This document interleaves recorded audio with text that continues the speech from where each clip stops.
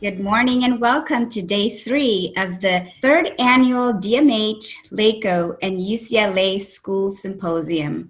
Today's theme is Parent and Caregiver Engagement. My name is Conchi Tate, and I'm from the Los Angeles County Department of Mental Health, and I will be serving as your MC for today. When you joined us, you were asked to follow the prompts on your screen. We asked you to share qualities that parents have, including if you're a parent or a caregiver, including yourself, which we can celebrate. And I'm going to highlight some of those contributions. Well, I see patience, love, a lot of patience. I myself am a parent of 2 kids in the public school system. A lot of patience. I totally understand. A lot of love, kindness towards self and your kiddos. Caring, I see. Wisdom. While we're patient with ourselves, we kind of find wisdom in that. Understanding. Courage. Somebody said superhero. Totally agree. We are teachers. We are chefs, somebody said. We are the therapist of our kiddos right now. We listen. We're empathetic, determined, nurturing. I do have to say a lot of people are saying patience, love, kindness, and caring. Those are the top 4 that I'm seeing that everybody has put in.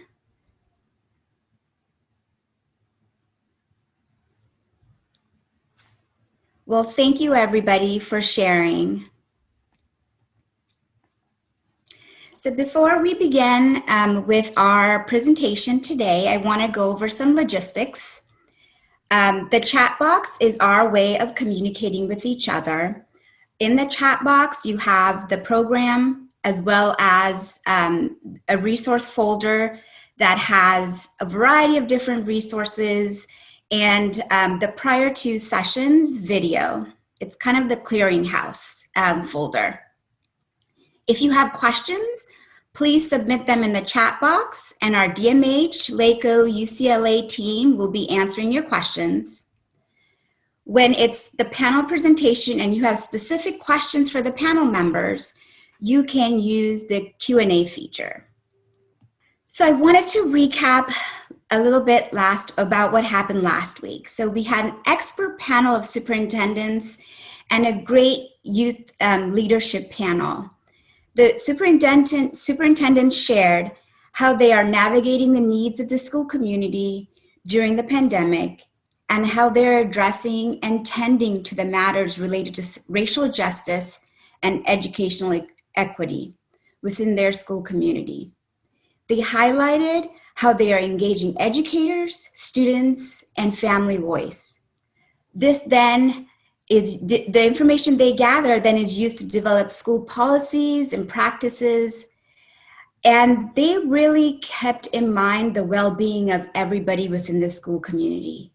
The teachers, everybody like janitors, everybody, parents, children, the students, everybody in mind when they reached out to their community. The 3 youth leaders shared their perspective around racial justice and some of the barriers they're experiencing while learning virtually. For me, what stood out about that panel is their courage to step up and really speak up. And I hope that as adults, we listen to them because they have such great things to offer us.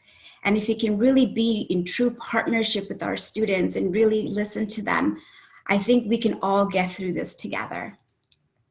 Both the superintendents and the youth panel modeled what leading with resilience in our school communities look like. And I have to say, thanks to the great MC, Mr. Valdez, you kept us all entertained with your jokes. Really like the joke about you being the meteor and, lighting it up. So It was great having Mr. Valdez as our MC last week. You're going to be in for a treat. Our last session next week, we're going to have Miss Marcela Ramirez. With that, I would like to introduce our first presentation and our panelists. Today's speakers will highlight the parent and caregiver experience and how the pandemic, racial injustice, and educational inequities impact parenting and caregiving of school-aged children. Moreover, we will also focus on how our school communities can enhance the engagement of families, particularly our parents and caregivers, and support their efforts as they are vital members of our school community. Their well-being is really important as they are acting as teachers, caregivers, therapists, counselors, really is trying to support our children in learning during this time. And as the director of mental health, Dr. Sharon says, none of us are well until we are all well. So we need to make sure that we're really tending to the parents and caregivers. Now I would like to introduce you to Dr. Laura McMullen and Dr. Alan Michael Graves, who will begin the conversation on how to engage parents and caregivers and tend to their well-being. Dr. McMullen has over 20 years of experience in education as a classroom teacher, curriculum developer, research teacher, professional development facilitator. She specializes in teacher well-being and currently provides training and support for educators across Los Angeles County as part of the DMH UCLA Prevention Center of Excellence. She is passionate about working towards justice, healing, and well-being on an individual and collective level. Dr. Alan Michael Graves has worked in the human services field for the past 17 years, during which he has helped agencies develop, implement, and evaluate interagency systems of care, family partnerships, and community programming. Dr. Graves strategically utilizes his knowledge and expertise to have positive impact on the lives of children through his work with parents. Please join me in welcoming Dr. Laura McMullen and Dr. Alan Michael Graves. Take it away. Good morning. Hello, good morning, everyone. And thank you, Kanchi. Nice to be here with everyone. As a parent of two awesome kids, I have a 6-year-old and a 2-year-old. Just that opening icebreaker with all of those qualities that we can appreciate about parents generally, and also remember that we have those within ourselves, many of us, and it just makes me proud to be a parent. So thank you for those beautiful highlights of all the qualities that we have. I would agree, Laura, if I could agree. Yeah, go ahead. As a parent Please. of 3 kids, sometimes we're really hard on ourselves. So it was good to see that we can see the good in us as parents as well. So thank you for that. Absolutely. Yes. And we're going to dive into all of this, how we're such caregivers, and that, like Kanchi said, we have to also be able to take care of ourselves so we can continue to be there for our kids in the many ways that we are. So that was a wonderful way to start. Thank you for that. So as Kanchi said, we're going to highlight the purpose of our session today is really to focus on parent and caregiver experience at this time, and really to identify some of the impacts of the pandemic, COVID-19, and the racial injustice on parents and caregivers as they support their children, as we support our children. And also really looking to highlight and identify strategies and tools for the school community to enhance parent and caregiver engagement and support efforts at this time. And so we're going to do our session a little differently than we've done the previous 2 prior to this one, because it's going to be a little more interactive. So I'm going to pass it over to Alan Michael to give us a framing of how our structure is today. Yeah, the format today, obviously we have a presentation that we're very eager and excited to present to you, but we're going to integrate some facilitated dialogue. We want to hear from you, right? We don't want it extremely didactic. We want this very interactive. So it's going to be a combination of our presentation and your feedback and input to end with this workshop, some tools for all of us to take away. Yes, thank you. It is about engagement, so we're creating space for engagement among all of us. All right, so we're going to start with the impacts on parents and caregivers. So as we look at this diagram, I think all of us can relate, whether we're a parent or not, as individuals and as parents at this time, we're all very much pulled in many different directions, right? So we're trying to respond to the pandemic and all of the challenges and constraints that presents itself with.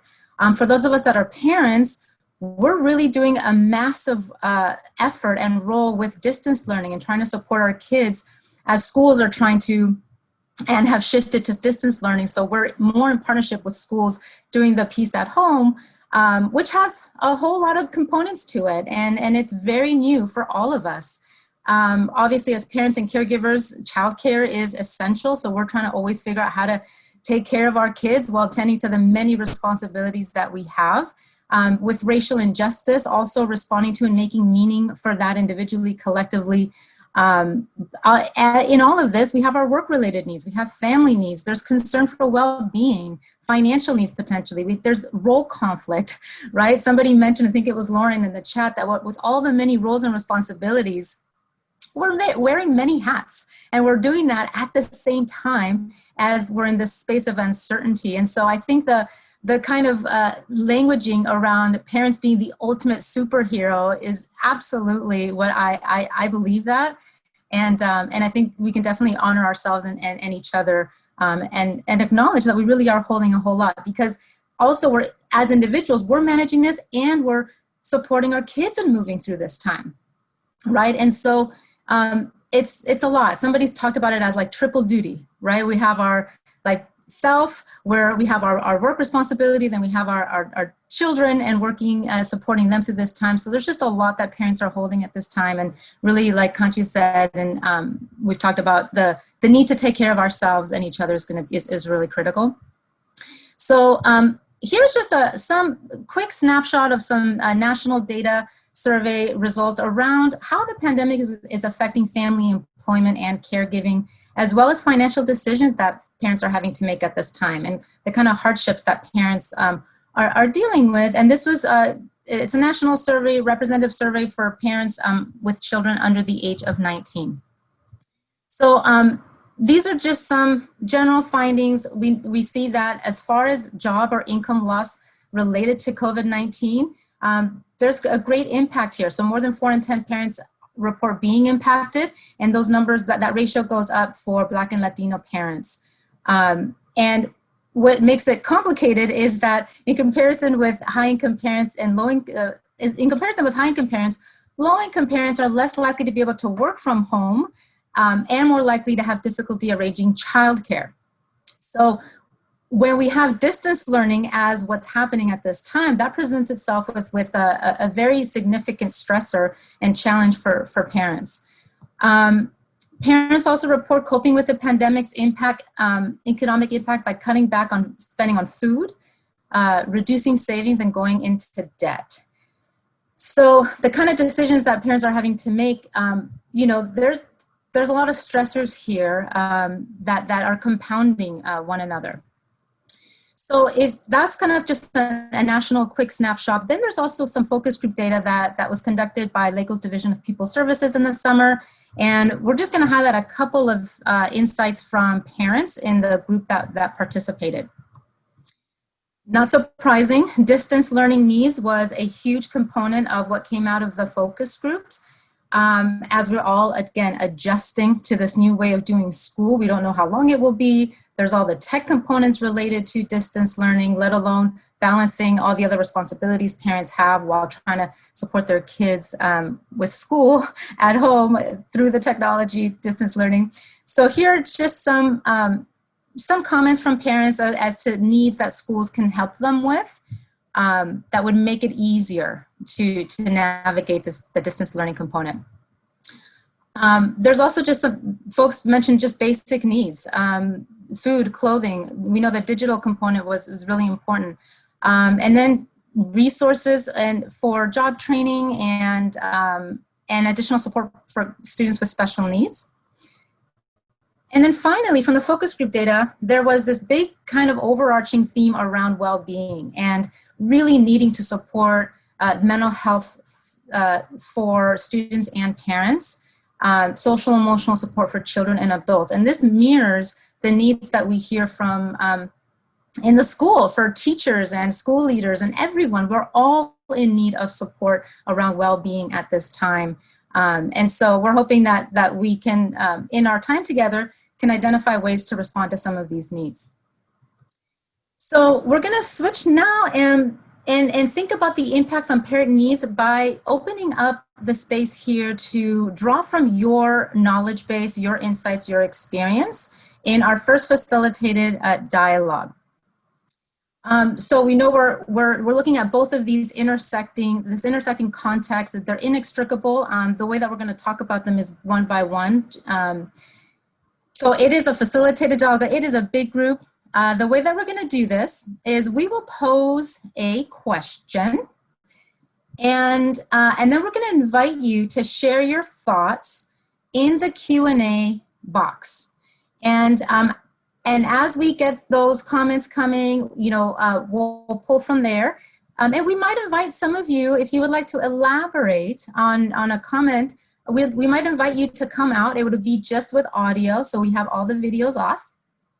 Just to provide you an opportunity to elaborate on a comment, to share maybe some more about that, to help us, again, make meaning and navigate this time together, and really hear from the insights of all of you as well. So. Again, the tools for engaging in the facilitated dialogue is to use the Q&A feature to submit your comments, and then we have an awesome tech team behind the scenes who we will ask to unmute those that we select to come on out and share a little bit more about your thoughts, your experience, your perspective.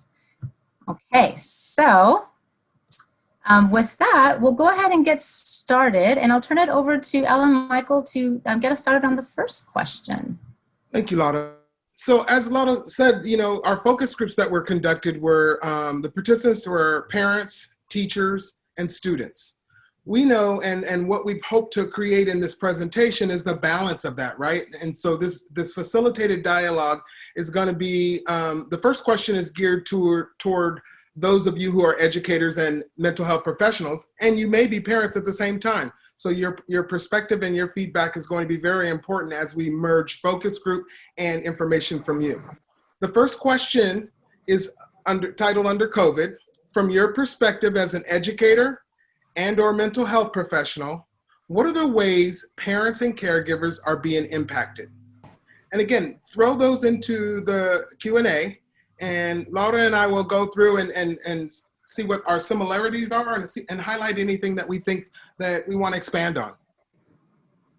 Okay, so it looks like we have parents and caregivers do double duty as home educators as well as holding down employment to feed their family. Yes, thank you, Richard.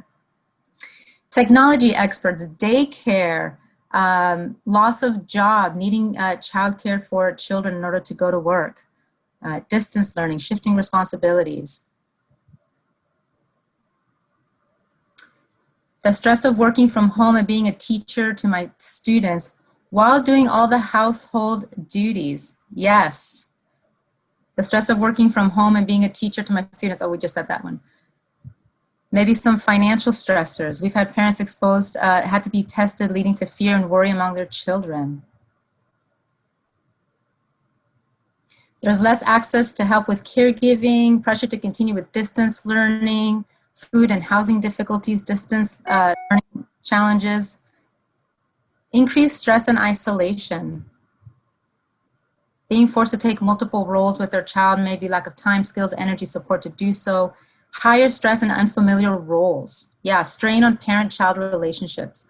I wonder, Ellen, Michael, if we want to hear a little bit about that strain on parent and child relationships, because I know when stress is high, it's harder for us to, all of those wonderful qualities that we identified earlier, it's hard for us to embody those when we are in a heightened level of stress.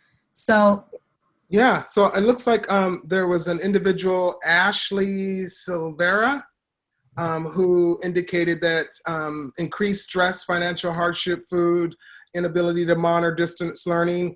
Ashley, would you like to be unmuted and give us a little bit more insight to that? I'll also say that some of you are having challenges putting your responses in the Q&A, and it looks like they've opened the chat box up to counter that challenge that you have. We're monitoring both.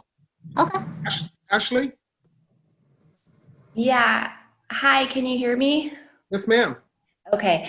Yeah, so I am a psychologist and I work with children and youth, and I would say some of the main concerns that I hear from my parents a lot of times are just the managing of the difficulties that they're having due to increased stress of COVID, as well as housing concerns, not able to pay their rent, food, financial, what it's like for them to have to monitor their children's academics during distant learning when there's this pull between needing to work, but then also having young ones at home and not being able to do that, and feeling very divided.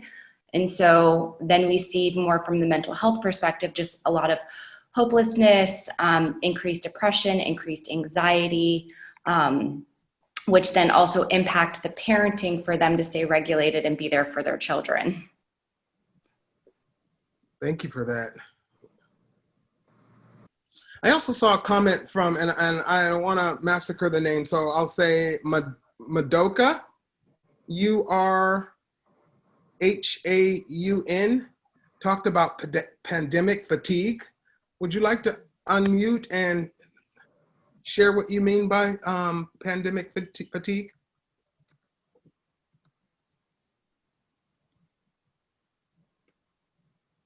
Maduka?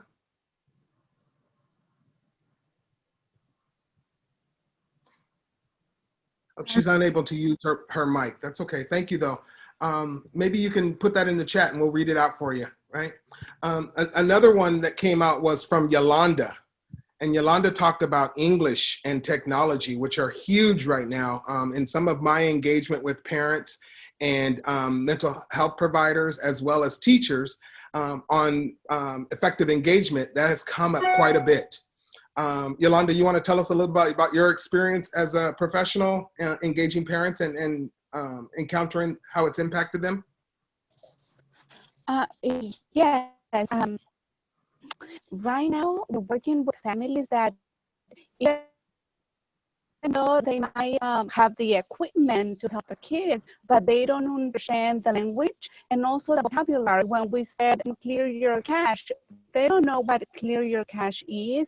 Or when we say now go to the settings under, I don't know, under your Google account and then go here, they're like, where?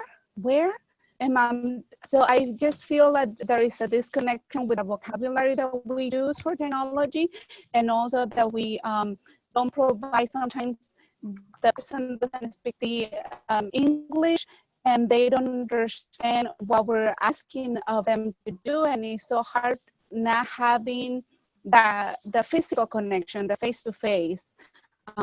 So it has been a challenge with our parents in our community, especially the low-income community parents, and we can hear and understand their frustration. Thank you. And Alan Michael, we have someone who talked about grandparents having to step into primary caregiving roles and the strain on grandparents to manage all the technology and all of the pieces. So I wonder if Lizette Scott, if you would be willing to come on out and share a little bit about around that, grandparents becoming primary caregivers. Love that. Good morning. I'm not sure if you all can hear me. We can. So I'm a school nurse and I work with the young folks in the juvenile halls and camps.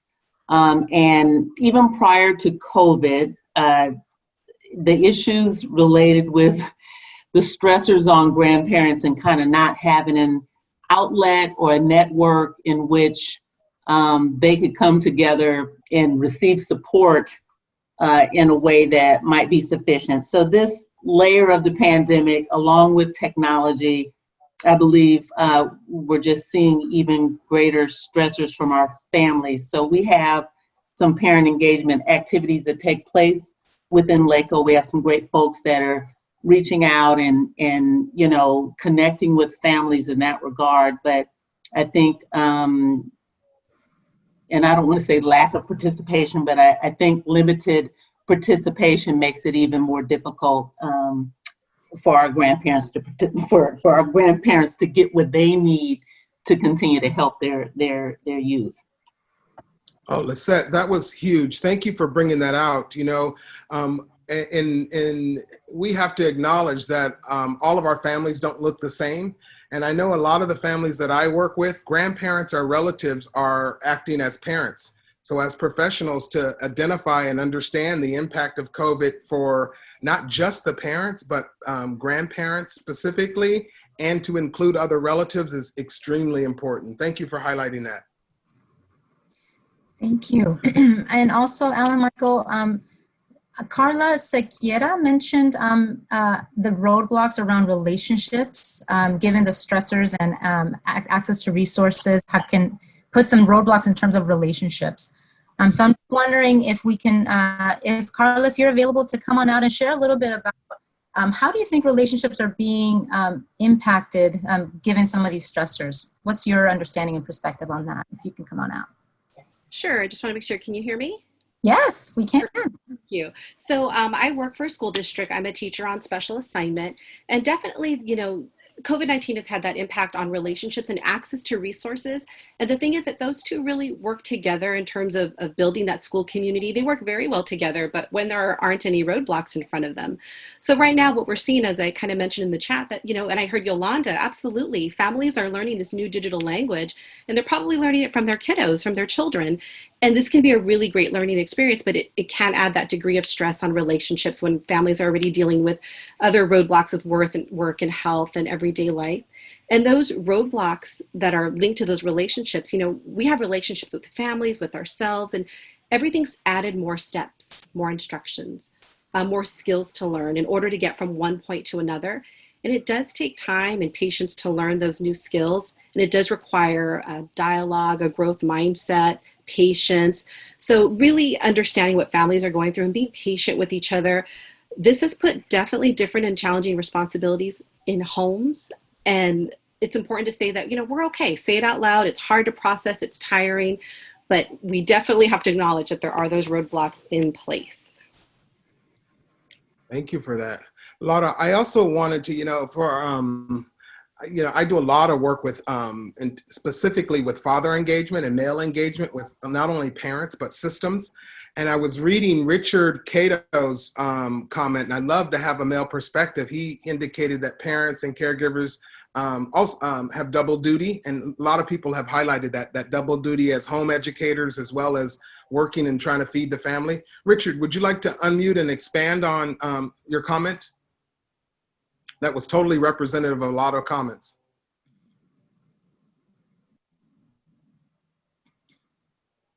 Richard Cato?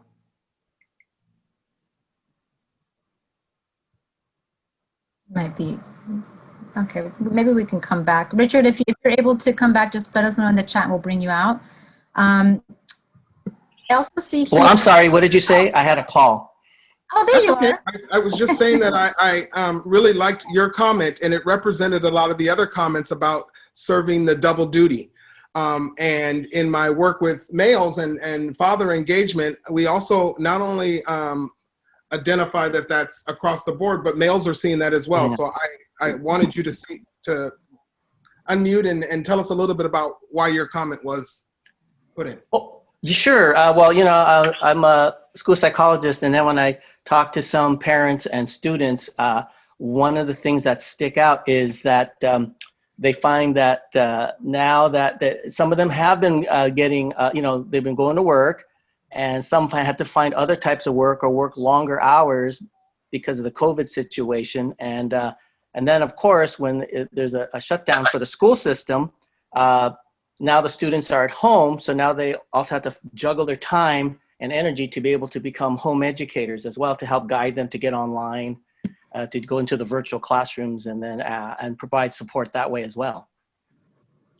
Yeah, that's huge. I mean, a lot of, if I could share to add to, Yeah, to Rick's comment, you know, I tried to do this myself. You know, I'm a trainer, so I do this nationally, and I'm like right here every day. And I tried to do the home educator thing at the same time with my I have a 6-year-old, and he was sitting to my right, and I'm watching him and trying to stay on my gate. And after a couple of weeks, I had to swallow my pride and acknowledge that I couldn't do it, right?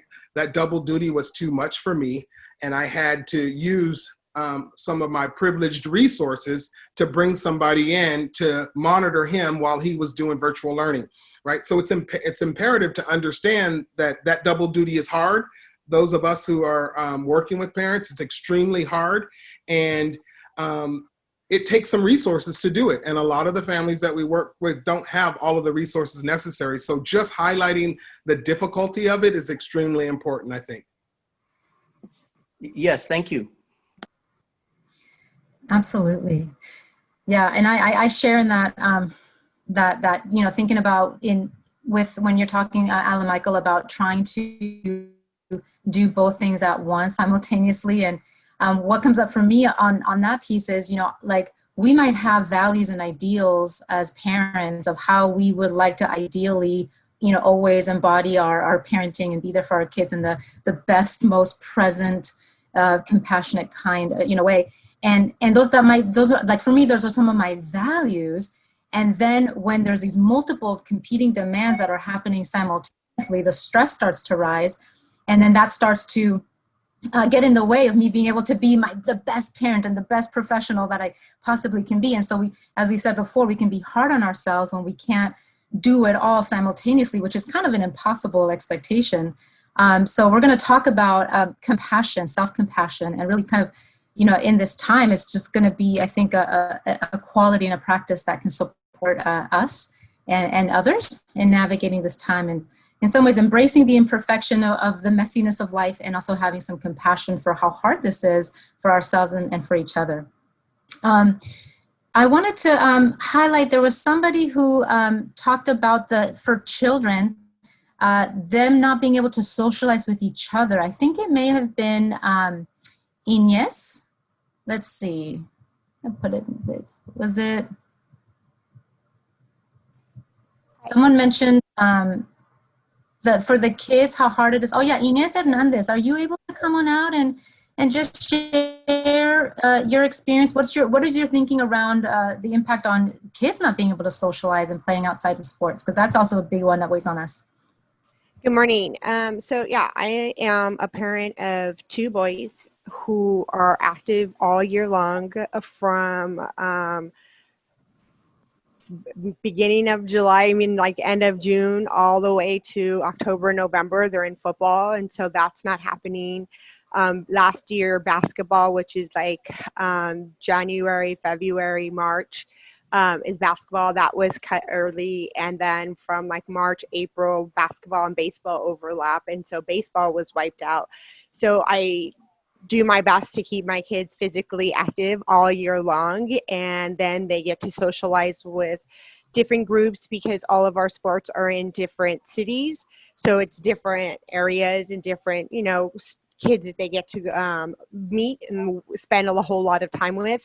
And since then we don't do anything, you know, so having that socialization is not there for my kids, and that's a big part because they don't have any cousins their age, not alone like me at the end of the day, who am exhausted from being a school administrator, and then also trying to help them with their things, and then my household duties and stuff, so that makes it hard. So I'm exhausted to even take them to the park, or I'm nervous to even put them in like anything outside, you know. So it just, their socialization, I could see that they're done. They need it. They miss their school friends. They miss their teammates. They miss like just being outside and just active, because they're active, and, you know, for their health as well. I noticed that, you know, we did have to have their physical, and, you know, and the only thing their pediatrician said was like, you know, try to keep them as active as possible. But I'm like,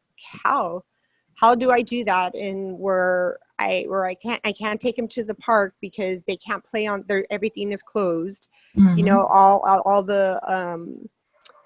the jungle gyms and all of the slides, all of that's closed. That's all the running around. And, you know, for boys, they like to, you know, take their Nerf guns and play all of that, you know, stuff. And that's active for them, but they can't do that. Walking is not something that they want to do. Like they want to be physical. And so it's a huge challenge right now. And I know that my 6th grader things are changing in his world as well. And not having an outlet other than me is really hard for him. And I, as a mom, don't know how to address a lot of the changes that he's going through, because normally he would have friends that, you know, he could listen to what they're saying or maybe chat with them, or, you know, have that support group with his peers, and that he doesn't have. So it's a huge challenge. It's a huge challenge all the way around. Thank you for that, Inez. No problem. Lada, I know you have one more that you're going, and then we're gonna move into the next question, but I also wanted to read Madoka's comment because her mic wasn't working, but she's a provider of mental health services at Long Beach Unified at the Guidance Center. And if it's still relevant, she would like us to address it. Caregivers and parents who typically are able to have some type of respite with self-care normally are unable to easily assess or have time for self-care, which we're going to talk about a little later. Activities to keep them in a good mental space. They're running on empty, and at this point with constraints around the pandemic for now 6 months. Also something such as marital problems, co-parenting issues that caregivers avoid to resolve in the past are now being magnified at home, and they are forced to deal with these issues without the ability to problem solve on their own. Thank you for that. Very, very insightful. Thank you. And now it's probably a really good place for us to transition. There's so much to just the pandemic as we've identified. And if we just kept going, we would hear more and more layers and layers and layers and of the impacts. And so we're going to thank you all for contributing your thoughts and comments. We're going to move to the next question, which is focusing on racial injustice. And so I'll pass it back over to Alan Michael to guide us in this question.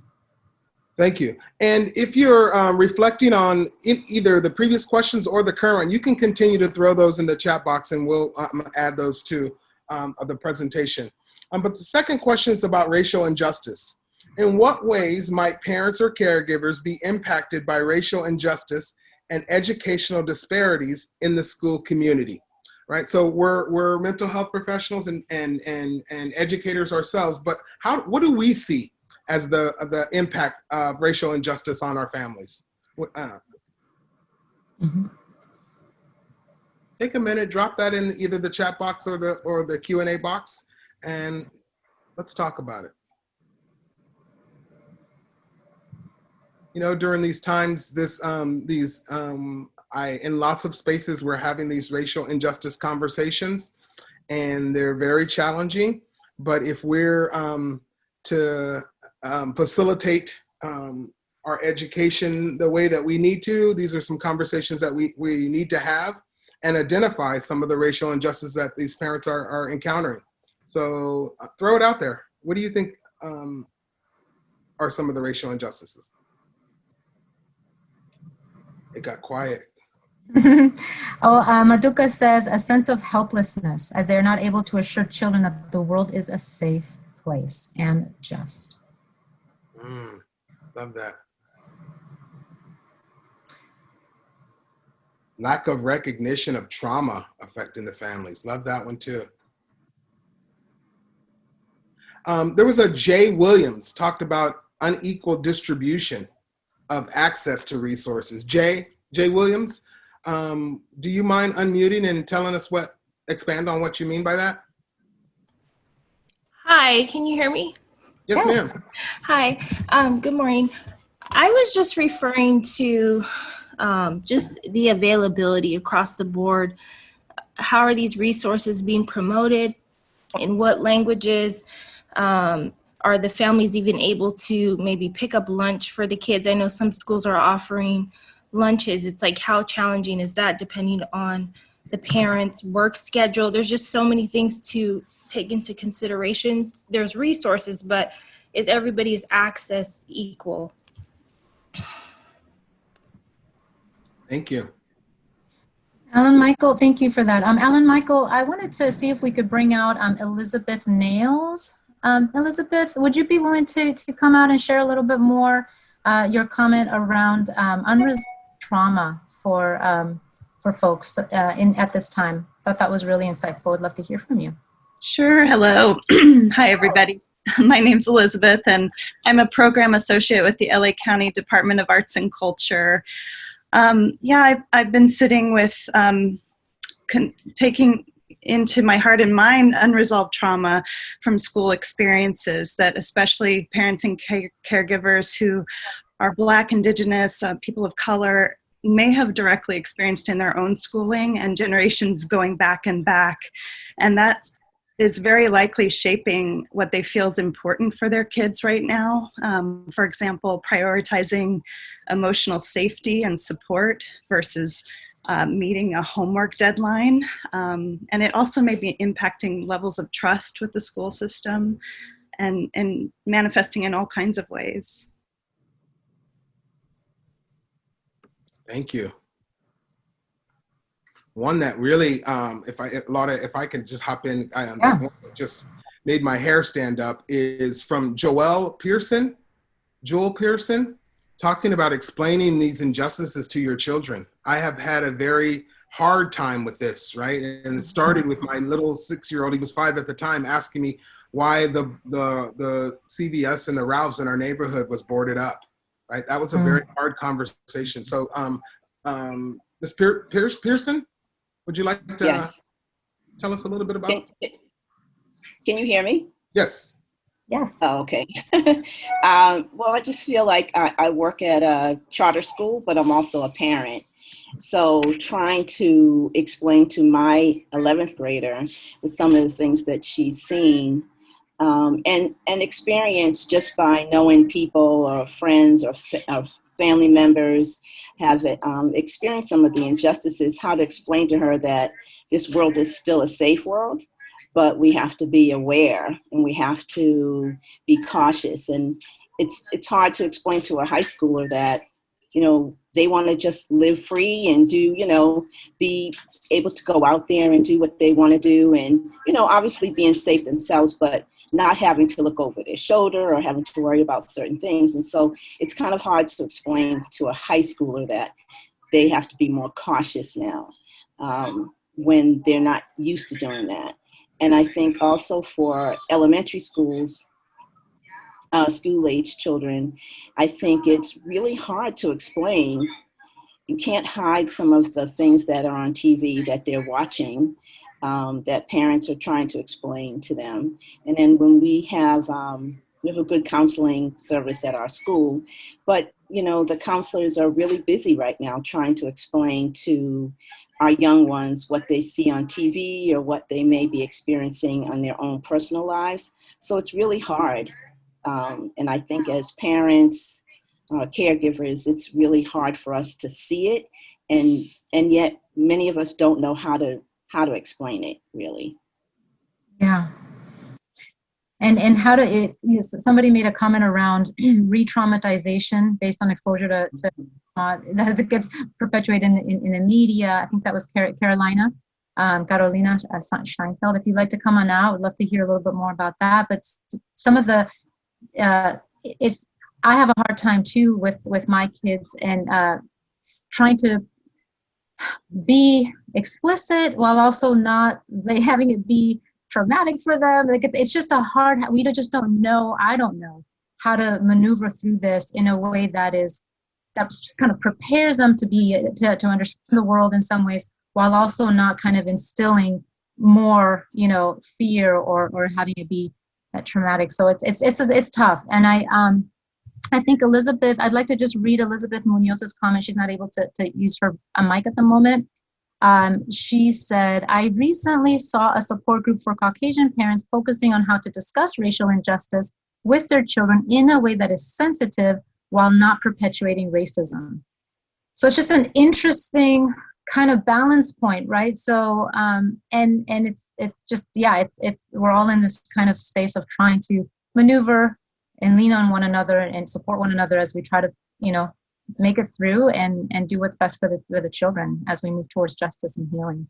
Yeah, Laura, I think it's just important to highlight that, we all see from these comments and our personal experiences that the conversations need to happen, but we also need to know that we need to be intentional with creating spaces and creating resources and creating the tools in order to have these conversations. So it's one thing to say that you have to talk to your children about race. We're in a day and age, but it's another to be able to do it. And so as system ourselves under education, how do we help navigate that space to have these important and necessary conversations?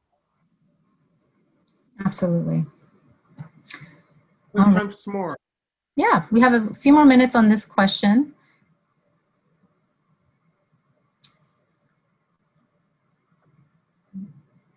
I wonder if we could invite Jess Schaefer. Are you available to come on?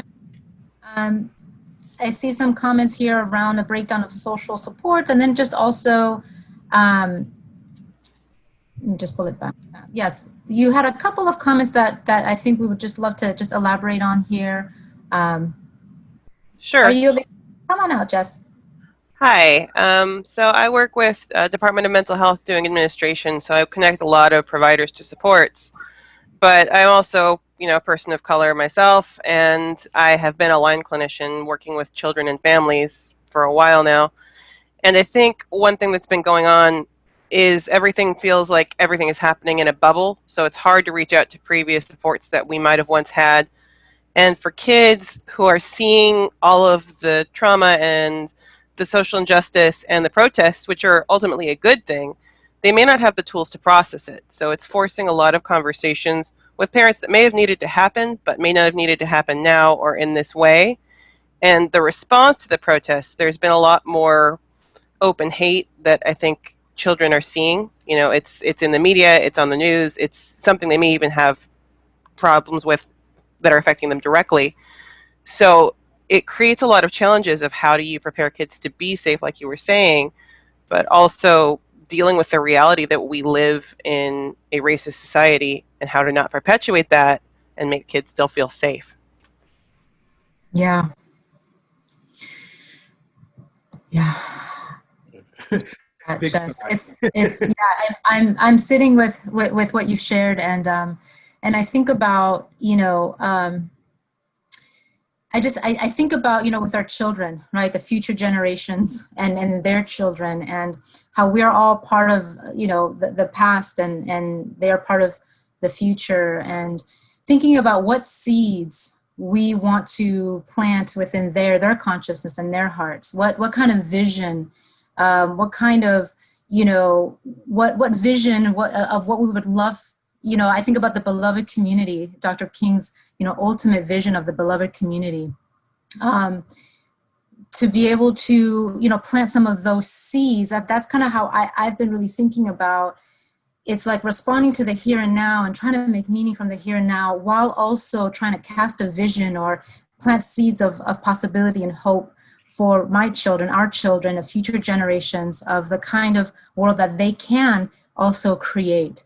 And, one of the things, to be, honest, that gives me a whole lot of hope is, having been in education for so long now, this kind of movement and rising of a focus on social and emotional skills and learning and development, I think can really support us as a society, as younger generations are learning through school now, how to manage emotions, right? How to be aware of themselves, how to be aware of social awareness, self-awareness, how to manage emotions, how to take the perspective of others and have empathy and compassion, building relationships with one another, and, doing responsible decision-making, right? How to navigate the complexity of being a social being in with others in a diverse mix of life. It gives me a lot of hope, because our children are going to be more equipped to manage their emotions and to see different perspectives than previous generations. And so I think that's going to eliminate, in my worldview, what we're doing now with our children around social emotional learning, I think can really support the kind of movement towards more, compassionate and collaborative ways of engaging, in time. I guess I'm just saying, like, in some ways, in this kind of struggle between the past, right, reconciliation, coming to terms with what has been, what is currently, the injustice of it all, the unfairness, and then trying to think about what would we want to create, future generations, and then having those conversations, reading those books, having those kinds of conversations helps me maneuver through this time as I hope to plant seeds, for the future.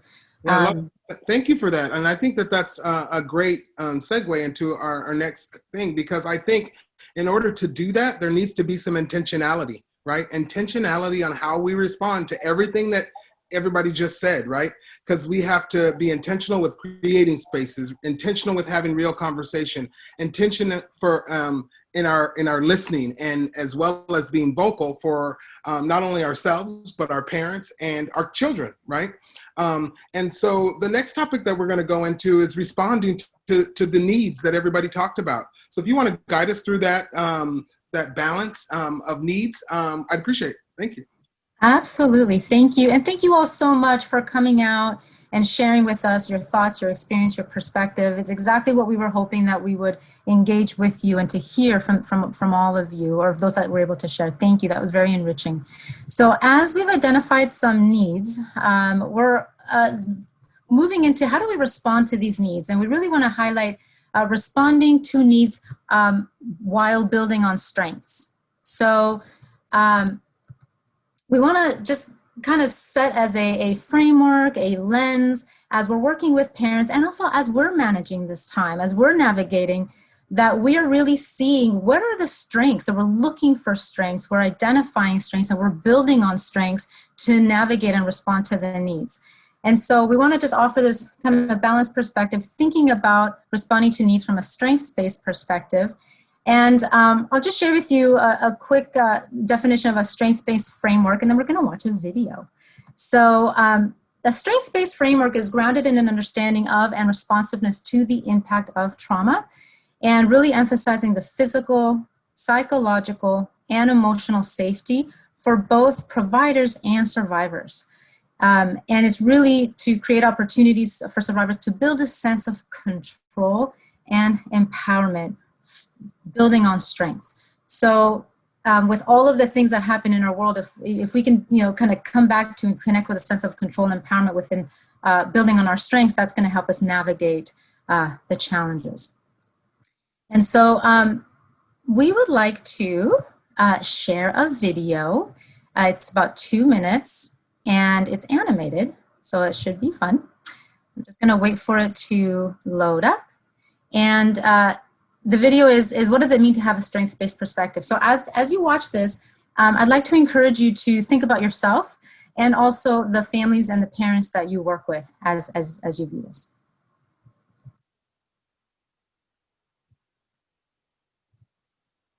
It was once said that if we ask people to look for their deficits, they will usually find them, and their view of the situation will be colored by this.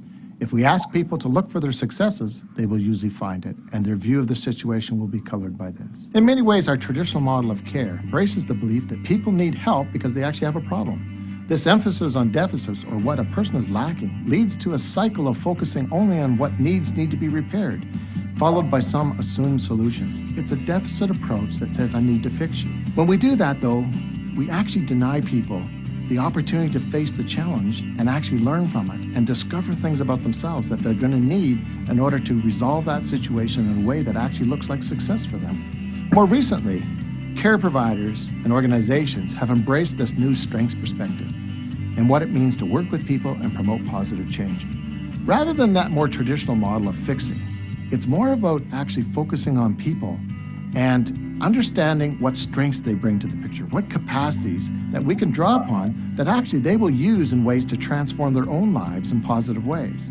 It's important to understand that a strength-based perspective is not about denying challenges, but it actually sees challenges as an opportunity to grow. When problems become the starting point of change, then we tend to label people.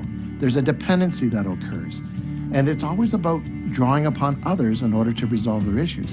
But when we look at strengths, when we look at those things that people bring to the picture, they are then able to embrace it in ways that they understand. In many ways, this shift to a strength-based perspective changes the way we work with people. It's about working with people and facilitating rather than trying to fix their issues. It's about looking for signs of health rather than signs of risk. And it's about moving away from labels which limit people's options. It invites asking very different questions that are more curious, exploratory, and hopeful. The strengths approach, as a philosophy of practicing, draws one away from an emphasis on procedures, techniques, knowledge as the keys to change. It's not expert-driven. It reminds us that every person, family group, community are the keys to their own transformation and meaningful change. The real challenge, and always has been, whether we are willing to fully embrace a different way of approaching people and working with them. If we do, then the change starts with us in the helping profession, not with those we serve. Embracing a strength-based approach involves a different way of thinking about people, interpreting their patterns of coping with life challenges. With a strength-based mindset, one asks different questions and communicates in a way that invites a curious exploration based upon a clear set of values and attitudes.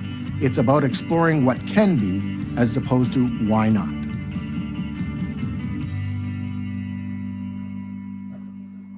Okay.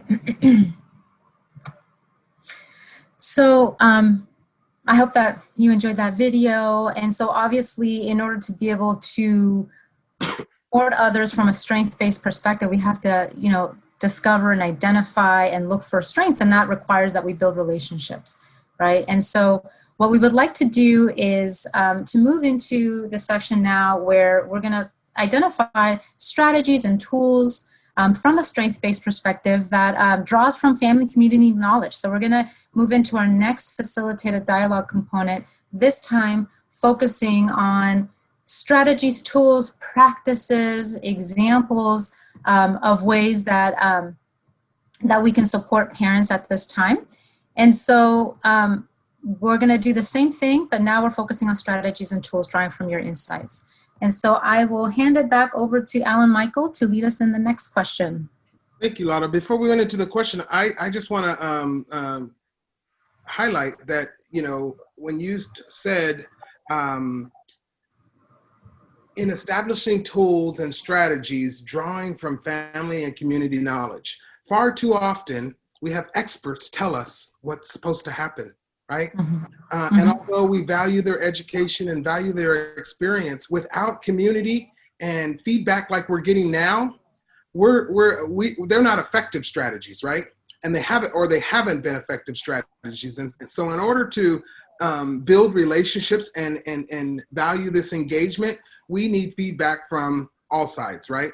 And so from your perspective as educators and mental health professionals, what are some strategies and tools for building relationships with parents and caregivers and engaging them at this time, right?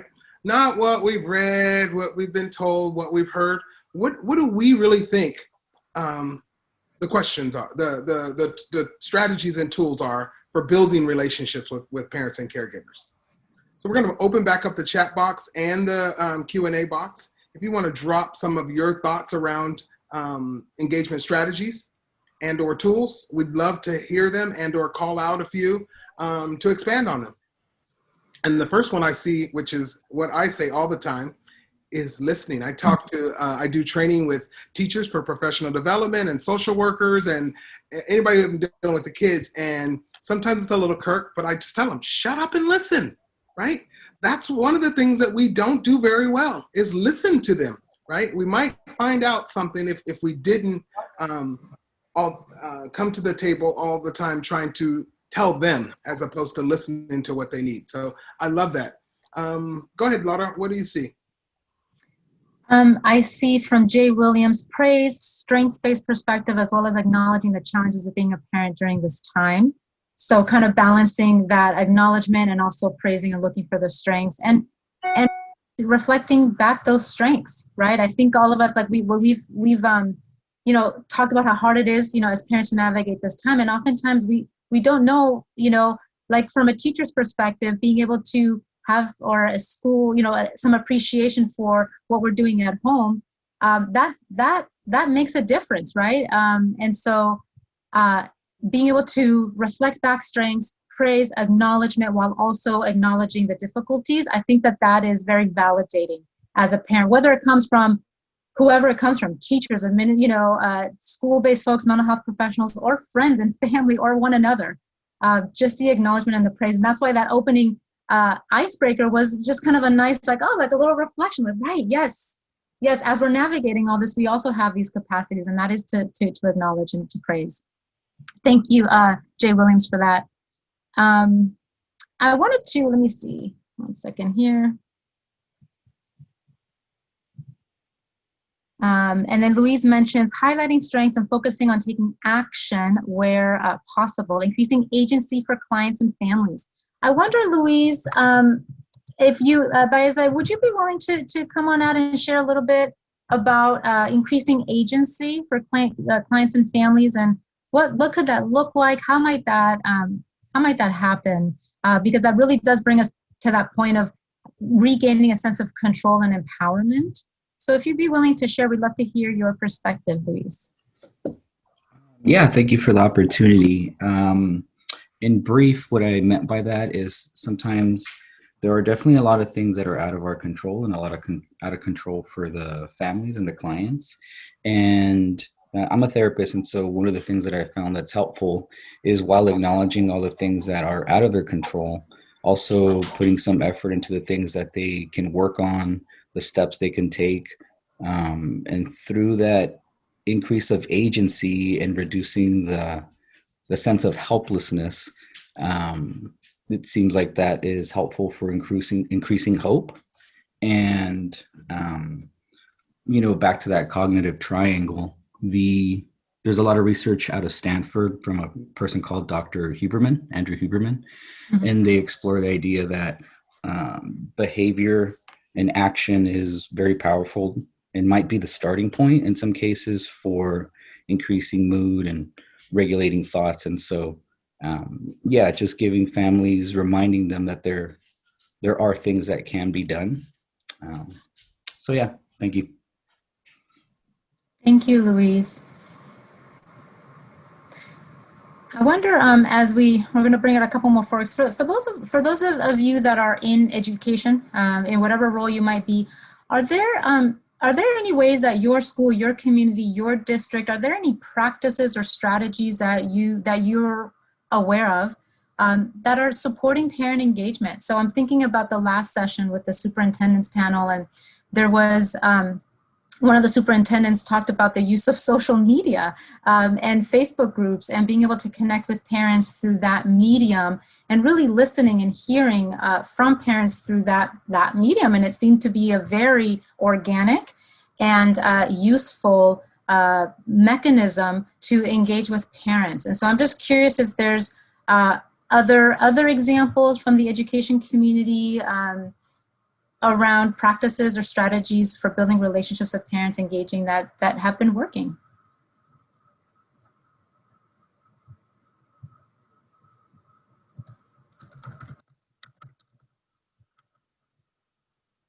And I wonder if I would love to see if John Lynch, are you available to come on out? I see your comment here. You are a parent, you are an educator. Would you be willing to come out and share a little bit about your perspective? Sure. Yeah, thank you for the opportunity. So my name is John Lynch. I work at LACO as part of the Community Schools Initiative in Pasadena. Can you all hear me? Yes. All right, cool. So I'm a parent. I have 2 kids in the district, and you know, a lot of times when I'm speaking to parents in the district or parents at my school, I try to lead with that, right? I think that's an opportunity for me to show a really a quick connection with them that you know, this is hard, right? Being a full-time worker and a teacher's assistant and a parent and a husband and a son and all those roles that we're juggling, all those hats. And so I think it's a way to connect and just to break down some of those walls for somebody that you're connecting with on the phone and you're not seeing face to face. I think also I find, and I find that there's a lot of parents when you're talking to them because maybe their kids are not logging into distance learning, or because it came out that their kid is struggling with mental health, that there's a sense of like kind of maybe embarrassment or just like frustration around like kind of not knowing what to do. And so also just being able to say, hey, this is not just like your kid thing. A lot of kids are struggling. I've called 30 families this week whose kids are also not logging in. So just know that this is not just a you thing, right? So I think helping folks to understand, especially when we're so isolated and it's hard to know what's going on in other houses, just to know that folks are not alone and you're not the anomaly, right? But and then Lauda, to speak to your other point around some things that folks are trying around parent engagement. So at Pasadena High School, we're really trying to start to embed some fairly simple strategies like breakout rooms in parent engagement sessions, so that, and even things like coffee with the principal and PTSA meetings, just so that parents have an opportunity to talk to parents. And because they do have that expertise, and they are having so much of this school at home, just the opportunity to break that social isolation, to build connections between each other, and also to share the types of things that are working or maybe some things that are not working, and get support for those things with other parents. And so we that's something that we're working on. Obviously a very small pivot, but something that we feel like is going to be a real culture shift when parents come to sessions, and it's less about hearing from the principal, but more about collectively dialoguing with other parents. But that was super long, but thank you for the opportunity. That was awesome, John. And thank you so much. Small and significant, right? Sometimes the smallest shifts can have the greatest impact. And so I appreciate your comments. And I also really appreciate the kind of reminder or invitation of how validating it can be to kind of normalize the challenges, right? Just even hearing it's not just you, it's not just your kid. A lot of us are in that same experience. And so maybe we can, support one another. If I could add, I appreciate your comments as well, John. Trust and rapport has to be the first thing in any type of engagement, right? And so I like how you guys had articulated various methods of what engagement might look like, right? Far too often we have these cookie cutter engagement efforts, right? And what we know is that those don't work. And so having and establishing some rapport with individuals and where they are is extremely important. For one, it might be the principal's tea. For another family, that might not work. And so having another option is extremely important. So thank you for giving that snapshot of variety. Absolutely. Thank you, John. And also, if we can ask Mac Gaines, are you available to come on out? Just looking at your comment around collaborating in problem solving, we'd love to just hear a little bit more about your thoughts there with collaborating with parents around problem solving. Hi, yes, thank you for the opportunity to share. I am a school leader in South Los Angeles, and our parents have been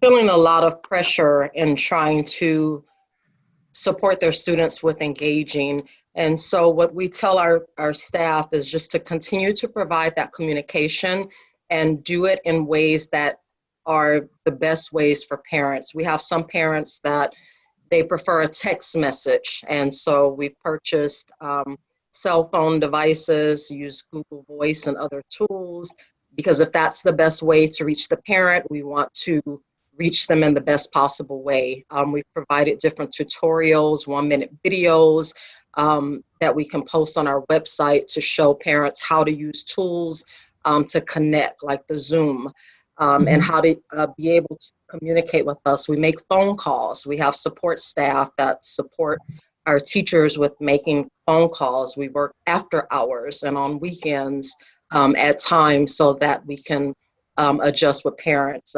Just the other day, we had a parent that is working, and she let us know she had a 15-minute window for a break, and we shifted our schedule, no problem, Mom. We'll call you during your break time if that what works best for you to communicate. And starting off with something positive, like the other gentleman said, letting them know that we understand, we are parents as well, and we understand some of the struggles that is happening and that we're in this together to collaborate and find the best possible solutions.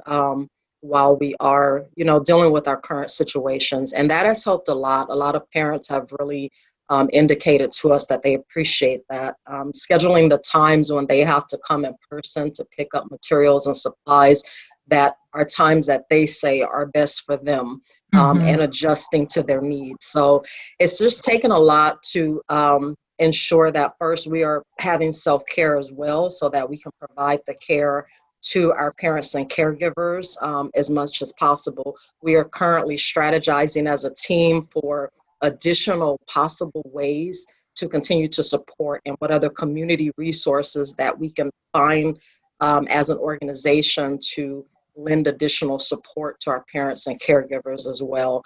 And that has gone a long way in terms of building the relationships. We have team meetings with parents so that it's not just one staff member, so that they can see that we're all together and we're all trying to work with you to find solutions for whatever is your unique need for yourself and your child. And that has helped quite a bit as we continue to navigate everything. Thank you for the opportunity to share. Thank you so much, Ms. Gaines. That was very rich and really, really highlighting and also engaging parents from a trauma-informed perspective, which one of the principles is collaboration, right? Is being able to do this together. And so really appreciate the richness of your commentary, and would also love to invite Brenda Garcia out if you would like to share around your experience being genuine and compassionate towards family. Hi, thank you so much. Thank you for inviting me and the opportunity. I say that because, again, just as I've heard from many, we are educators, parents, and I have 3 kids, one of them with special needs that attends my school where I am an assistant principal. And, when I do have these parent meetings, it is a lot about listening to how they're feeling, what are they struggling with, and we share those struggles. We share our strategies. We share what works. Maybe what works for me might work for other parents. And I feel that they appreciate those suggestions, not only from me, but from each other. And when we do have these meetings, it's very discussion based. We go into breakout rooms. We have questions. We let it be organic. And again, when we do come back, it is solution based. How can we move forward? What do we do to help each other? What else can we do as a school? The previous person was mentioning about resources. We've been doing surveys since the pandemic hit in March with what do you need? What resources do we find? What resources can we provide? Everything's on our website. If it's things they can pick up at the school. So we are, again, not close to this is the only thing that we have done. This is totally different, and we have to adapt to the changes and how we provide what they need. Absolutely. Thank you. And this adaptability, flexibility, like Dr. Gaines also was mentioning, being able to meet the needs meeting needs requires us to be able to navigate specifically based on those, what they need, right? Like timing. So thank you. I thought those 2 comments really went well together. Thank you, Brenda. Thank you, Dr. Gaines. And Alan Michael, did you want to bring out Elodera Guerrero?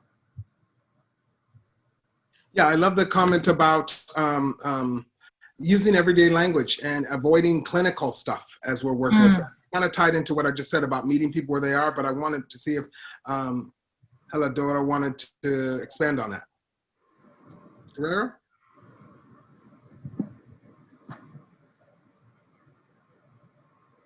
Maybe I'm pronouncing it wrong. Maybe while she comes on, one of the things that somebody was mentioning something, and it reminded me of a strategy and a practice that a teacher that I used to work with in East LA, every year, she's a master teacher, has been teaching for a very long time. And when you walk into her classroom, it's like wow, what's possible is, it was just remarkable, so inspiring.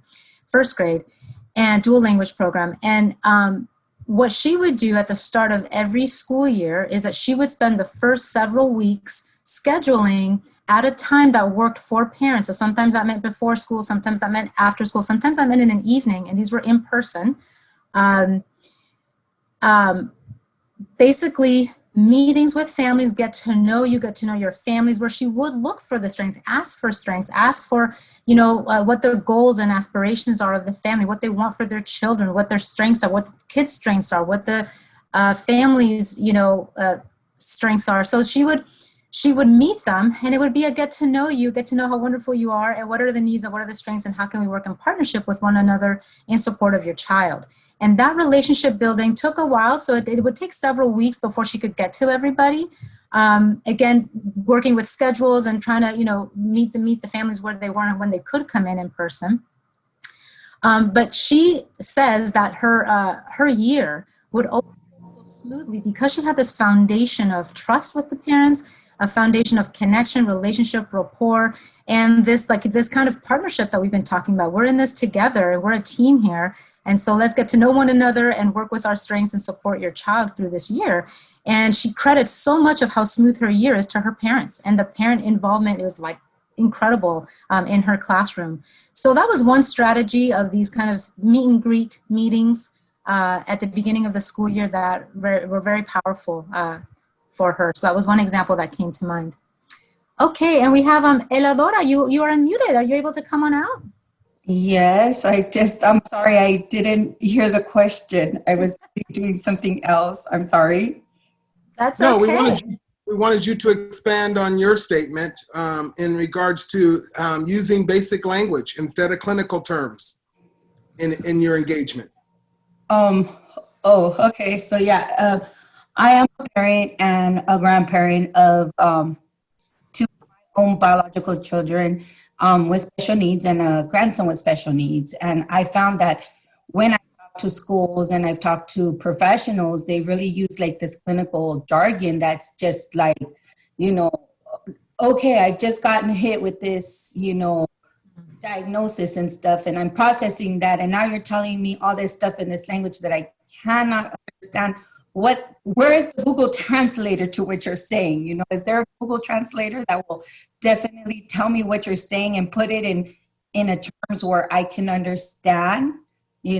I think a lot of times parents just want to hear some realness and some simplicity to things that are being said. And a lot of the times parents do want to be part of the team and want to be validated and acknowledged as being the actual key holders of their kids. It's a lot of times professionals come and tell you what to do, but don't ask what has worked, what have you done? You've had this kid for 24 hours in a day for so many years of their life. So what does work? What has been helpful, and how can I support you in making life somewhat easy with kids with all these other challenges?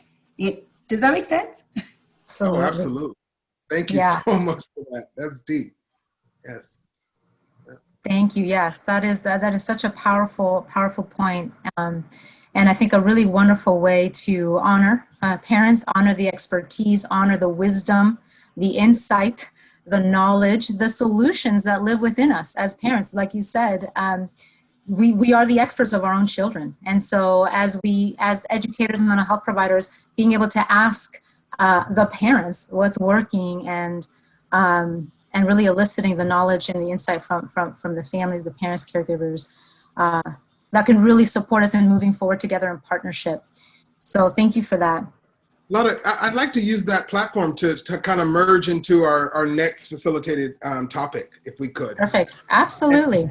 And as we talk about relationship and engagement, kind of flip that over to how do we come up with some strategies on responding to racial injustice and systemic racism, right? We all agreed in the last, in dialogue 2, that racial has an impact on not only us, but the families that we work with.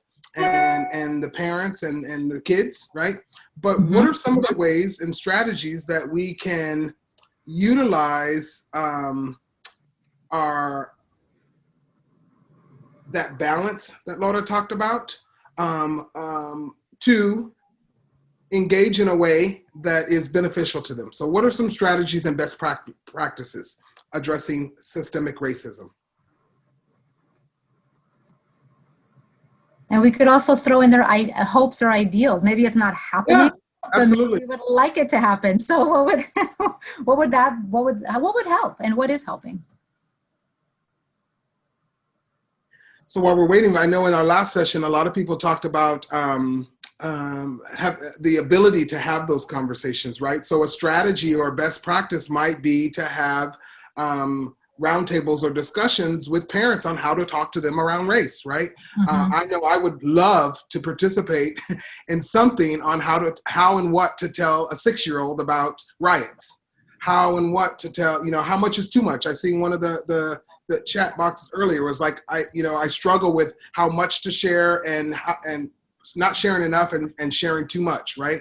So a strategy might be an age appropriate dialogue. What's good? Mm-hmm. Mm-hmm. Yolanda says, bringing food brings everybody together. I know that's right. That's true, yes.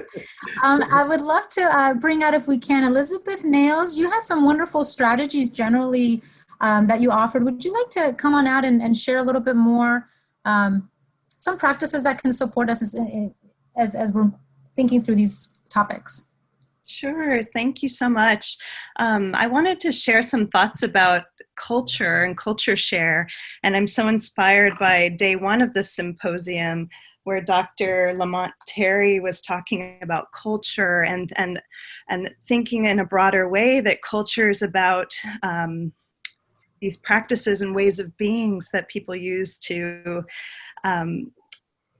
basically find strength in struggle for survival and autonomy. And so one suggestion I had is creating opportunities for culture share activities where families can share something about their family and cultural ways of being, ways of supporting, ways of healing, connecting, being creative, of mourning, of celebrating, and acknowledging that there's so many beautiful and powerful ways of being that are flourishing way beyond status quo mainstream examples that almost always center white dominant culture.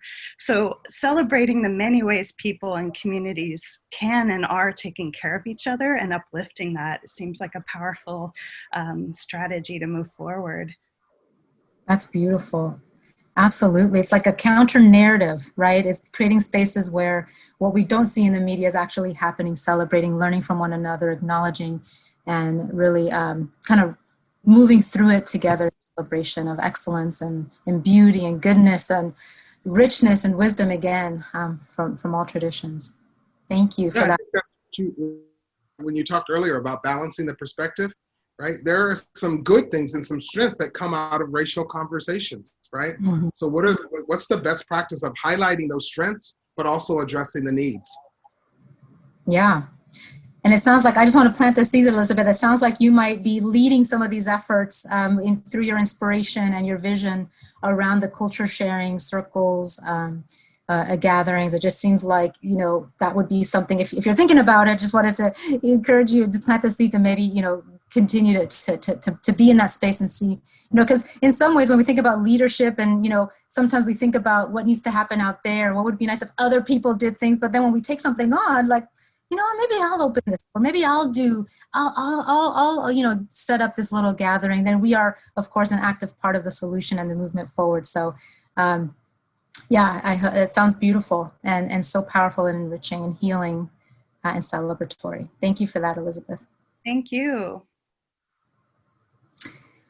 See a comment from Natalie. Natalie talks about making sure that there are clear ways to communicate. Natalie, would you like to unmute? Sure. Thanks for having me. So just to expand on that idea, so I'm a parent in a school district, and then I'm an administrator in a different school district. And what's really part of my comment had to do with like having a clear anti-racist message from the top. And as a parent, the school district that I'm in doesn't have that. And there is no clear communication or where do you go or how do you talk about these things. And it's very rough. And then, but as an employee and as a school administrator, like we've made a very clear anti-racist stance. And then we've also created social justice forums for people to participate in. And then we've also made it known like other ways that people can talk to us. And also implemented like a restorative justice incident reporting procedure for like microaggressions and all kinds of other things. And the difference is night and day. And I think that, you know, there's a lot of value in grassroots, and that's very, very important. But I think that and I appreciate Dr. Duardo because she's just laid it out, and really that coming from the top gives the permission to do anti-racist work. Absolutely. It's like the meeting from the top down and bottom up, right? Like change happens. We need both. We need the community participatory, you know, movement forward, and then the top down. So like we need to meet in that middle, because it's the systems that need to change, right? And so both the community and the structure from the top down, bottom up, top down. We need both. So thank you for that. Thank you very much for that. Let's see. Could we bring out Lauren Believ? I don't think I said your last name right. Belief? That's beautiful if that's how you say it. Would you be able to come out and share a little bit about being aware of our own implicit biases? You know, even none of us are kind of exempt from the soil and the society in which we have been socialized. And so we need to be so hyper vigilant on our own biases. And just would love to hear your thoughts about that, Lauren. Yes, yeah, my last name is Belief. Beautiful. So it's kind of cool that we're talking about our own beliefs. I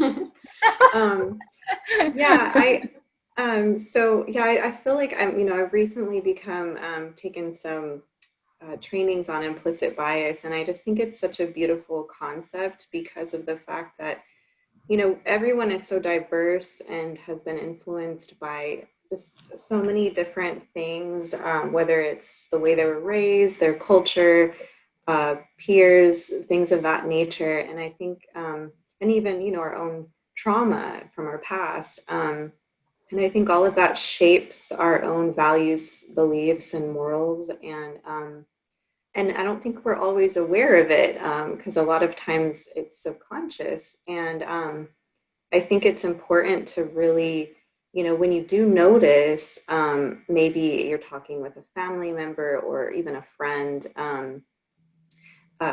some microaggressions or things that you might say that might not necessarily be fully sensitive to that person and their own beliefs and why, just I guess becoming more aware of catching yourself when you do things like that and trying to find a better solution, and just trying to understand and practicing empathy when you are speaking with other people that might have different beliefs or values than your own. That's what I was just talking about, is just becoming aware of, you know, when we might be biased towards certain beliefs, and how can we not necessarily overcome it, because I don't think that we can always be perfect all the time, but being able to be more sensitive and aware of, you know, I've done that a couple of times, and it's, you know, and that's really unfortunate. And how can I be more empathetic and sensitive? Thank you so much, Lauren. I so appreciate the perspective that you're offering and really highlighting how implicit bias, you know, is really unconscious. And so it's hard to, it's like, how do we become unconscious? It's like, oh my God. And oftentimes I know for me, like I become conscious of something that I've either said or done when I see that it may have had an impact, right, on some. I think when we're thinking about implicit bias, in thinking about this relationship between intention and impact, I mean, I can be a good person, you can be we can be good people and still cause harm, right? By Yes. conscious biases. And so then it's about like, how do we repair and, and so I think that's also just such an important topic generally, and being able to become more self-aware and be aware of ourselves. And then if we do, and when we do, if we're the perpetrators of a microaggression, which is likely to happen, that we find a way to take responsibility and be humble and accept the impact and tend to the impact, as opposed to try to defend our intention, right? That wasn't great. Okay, that's okay, but there was an impact, and so we can learn from that. Definitely. I really appreciate that, Lauren. Thank you so much. I would love to bring out, if we can, Sungi Okino. Would you be able to come on out and share a little bit about your comment here around, struggling, those of us who might be struggling with our own racial identity and how to address racial injustice? Well, we're trying to kind of make sense of ourselves as racialized, people in this society. Would love to hear your thoughts on that. Good morning. Hi. Hi. Yes, I'm Songi Okino, and I am a new member of the family, so I'm very happy to be part of LACO. I know that I myself and others around me, really there's a high level of awareness that's been raised for all of us, and exploring and at times struggling with our own racial identities and what our role is in addressing the racial and social injustices that we see. And so I was thinking that, having been able to join different groups to explore these issues, would creating a space for parents and caregivers to kind of, we talk about self-care and self-examination, would creating a space for them a safe space to explore their own questions around their racialized identities, and what that means in terms of their place in the world, the family, their children. Would this be supportive of our parents and caregivers?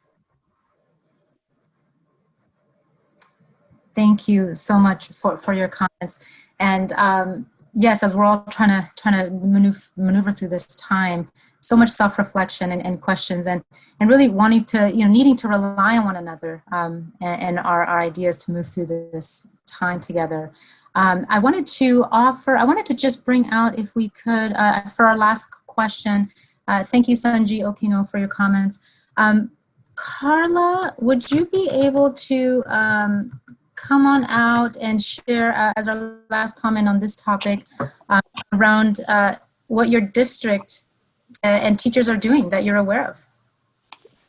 Absolutely. One amazing thing that we're seeing is our teachers are coming up with these virtual libraries, and they're sharing libraries with their students and their families. So what an amazing experience for our kids to have these digital virtual libraries that are in their homes. And the beauty of that is having books that look like, stories that are our kids' stories, that look like our kids. And I think that's a huge, powerful component is the power of books and listening to authors who have similar stories, and making sure that our kids have access to those author conversations.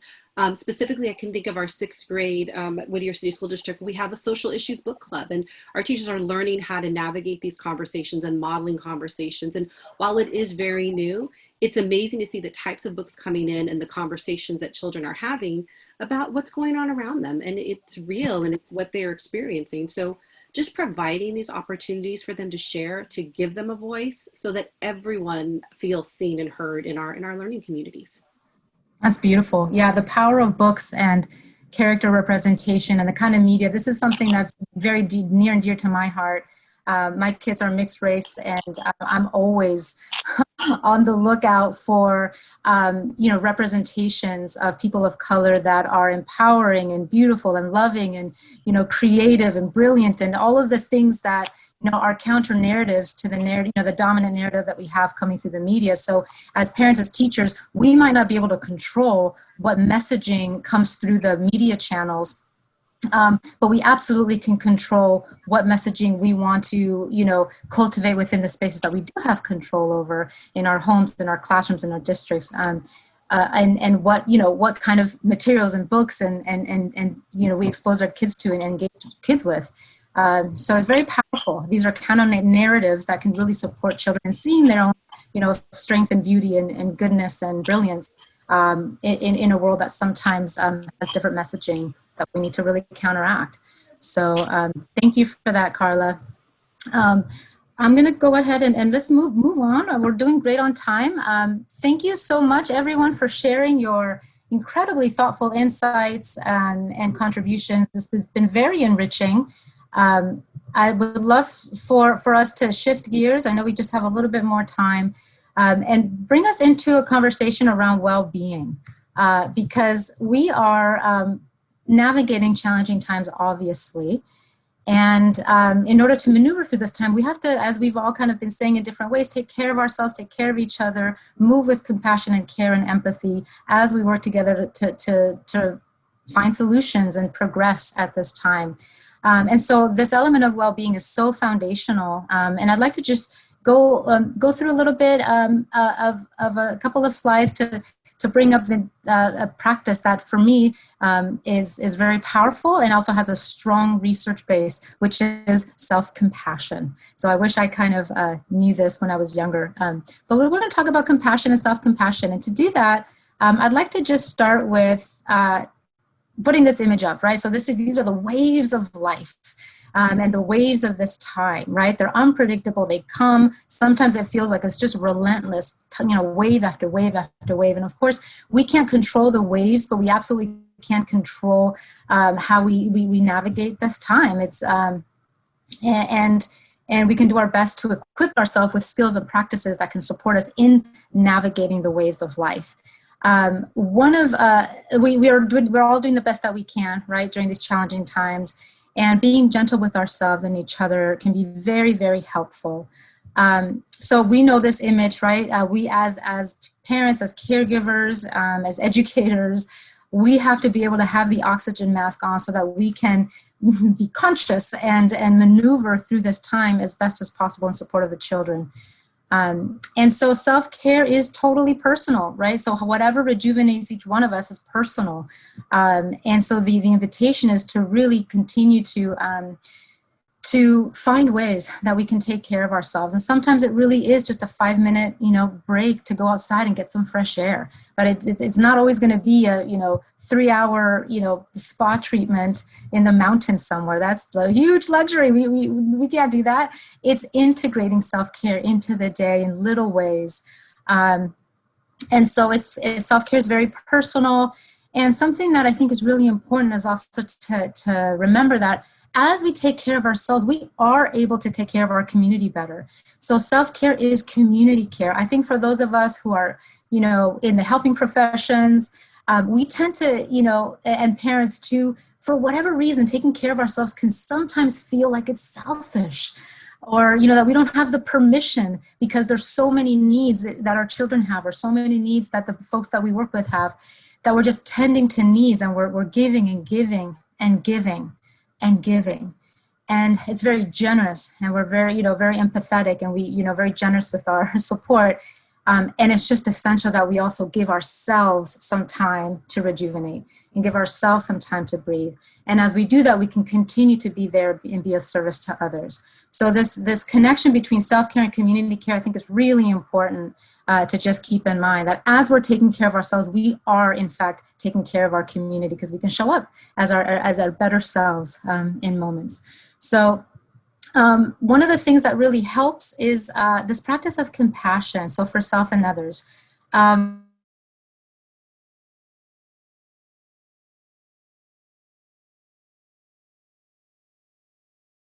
Words come to mind for you? Compassion. What words come to mind? What do you associate that with? Kindness, care, tolerance, gentle, empathy and listening, empathy, caring, being forgiving and flexible. Ooh, thank you, Madoka, for that.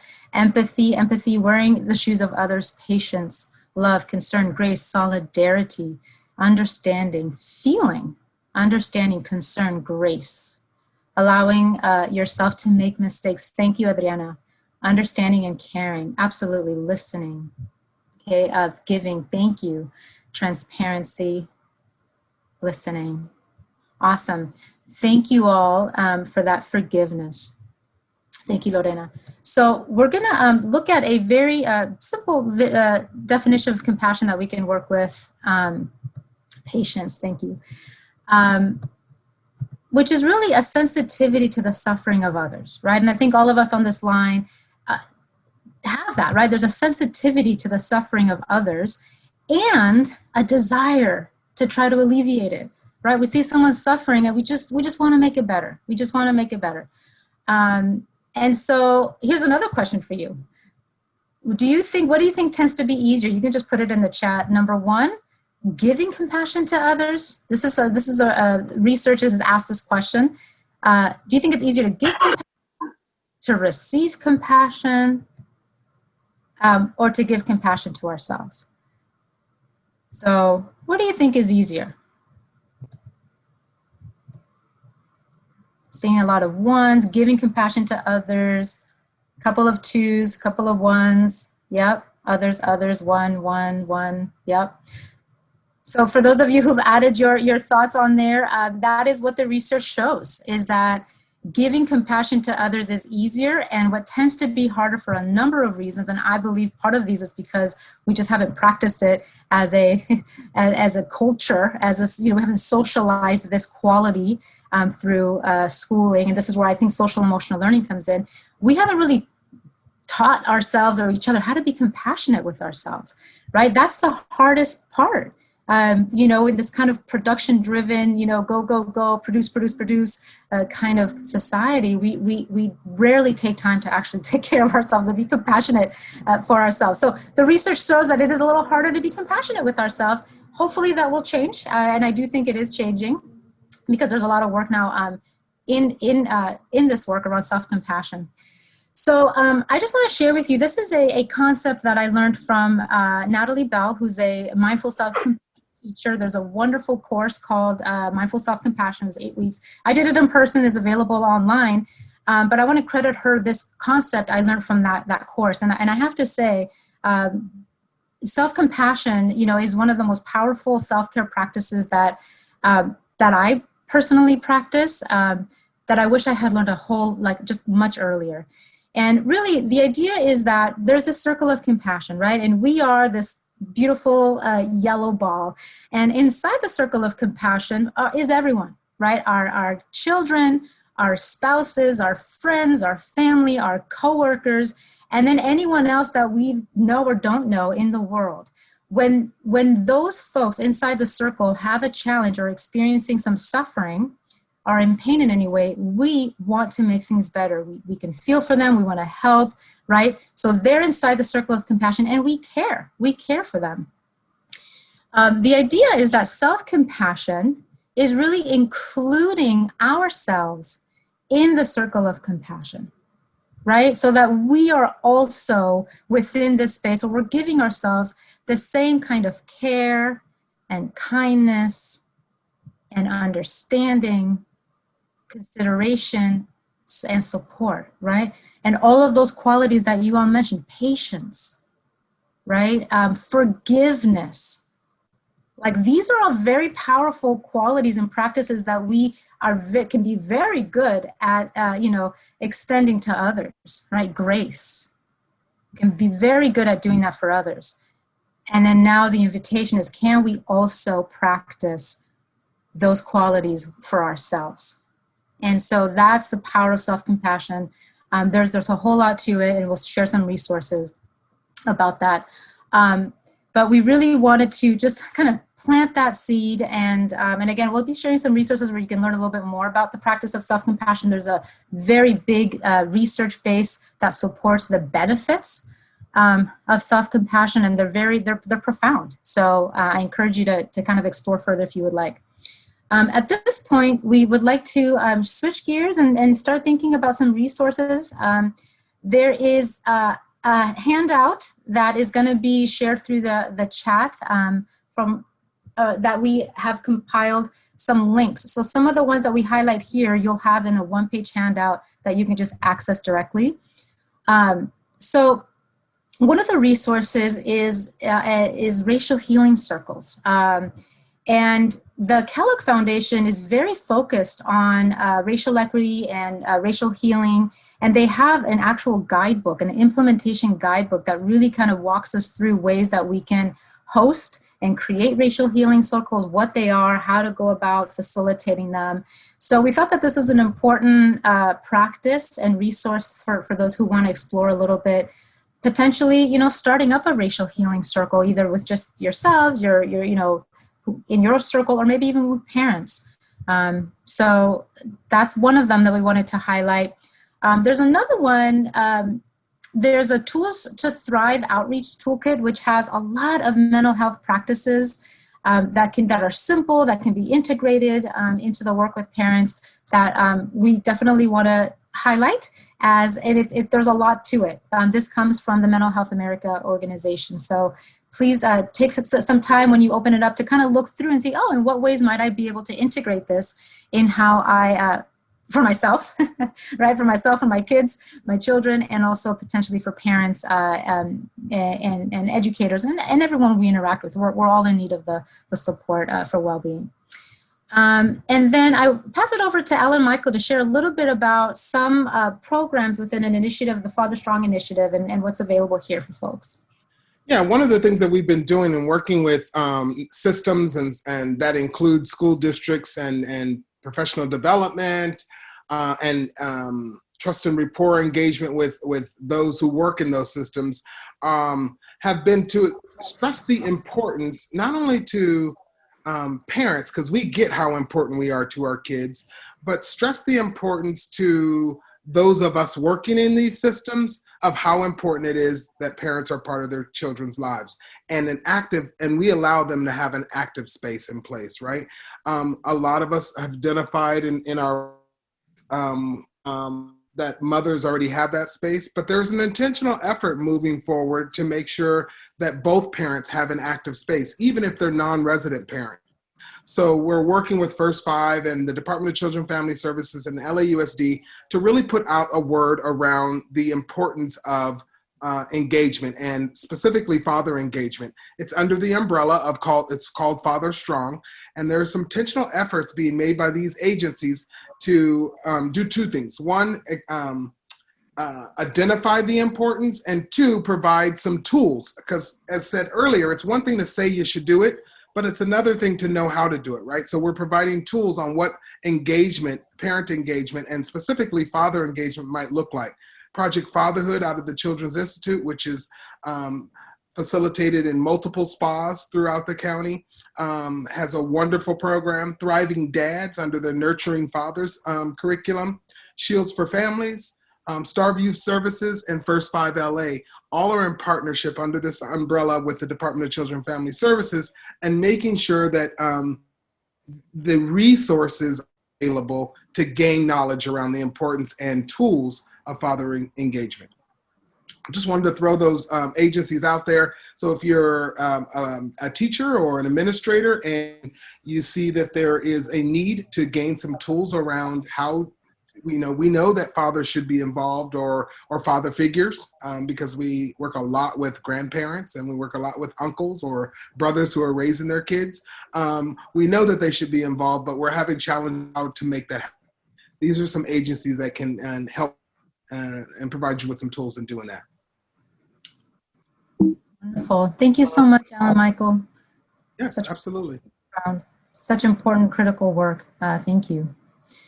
So we are going to just wrap up with some invitations. I think some of you may have already been doing this kind of work, but with the call for well-being, social emotional learning for parents and students and teachers and as administrators, we all need the support around stress reduction, well-being practices, social emotional learning, that workshops for parents specifically around these topics. And like somebody had said, parents, but there's breakout rooms where we can connect with one another, right? Where we can kind of, connect with each other and kind of go through learning together.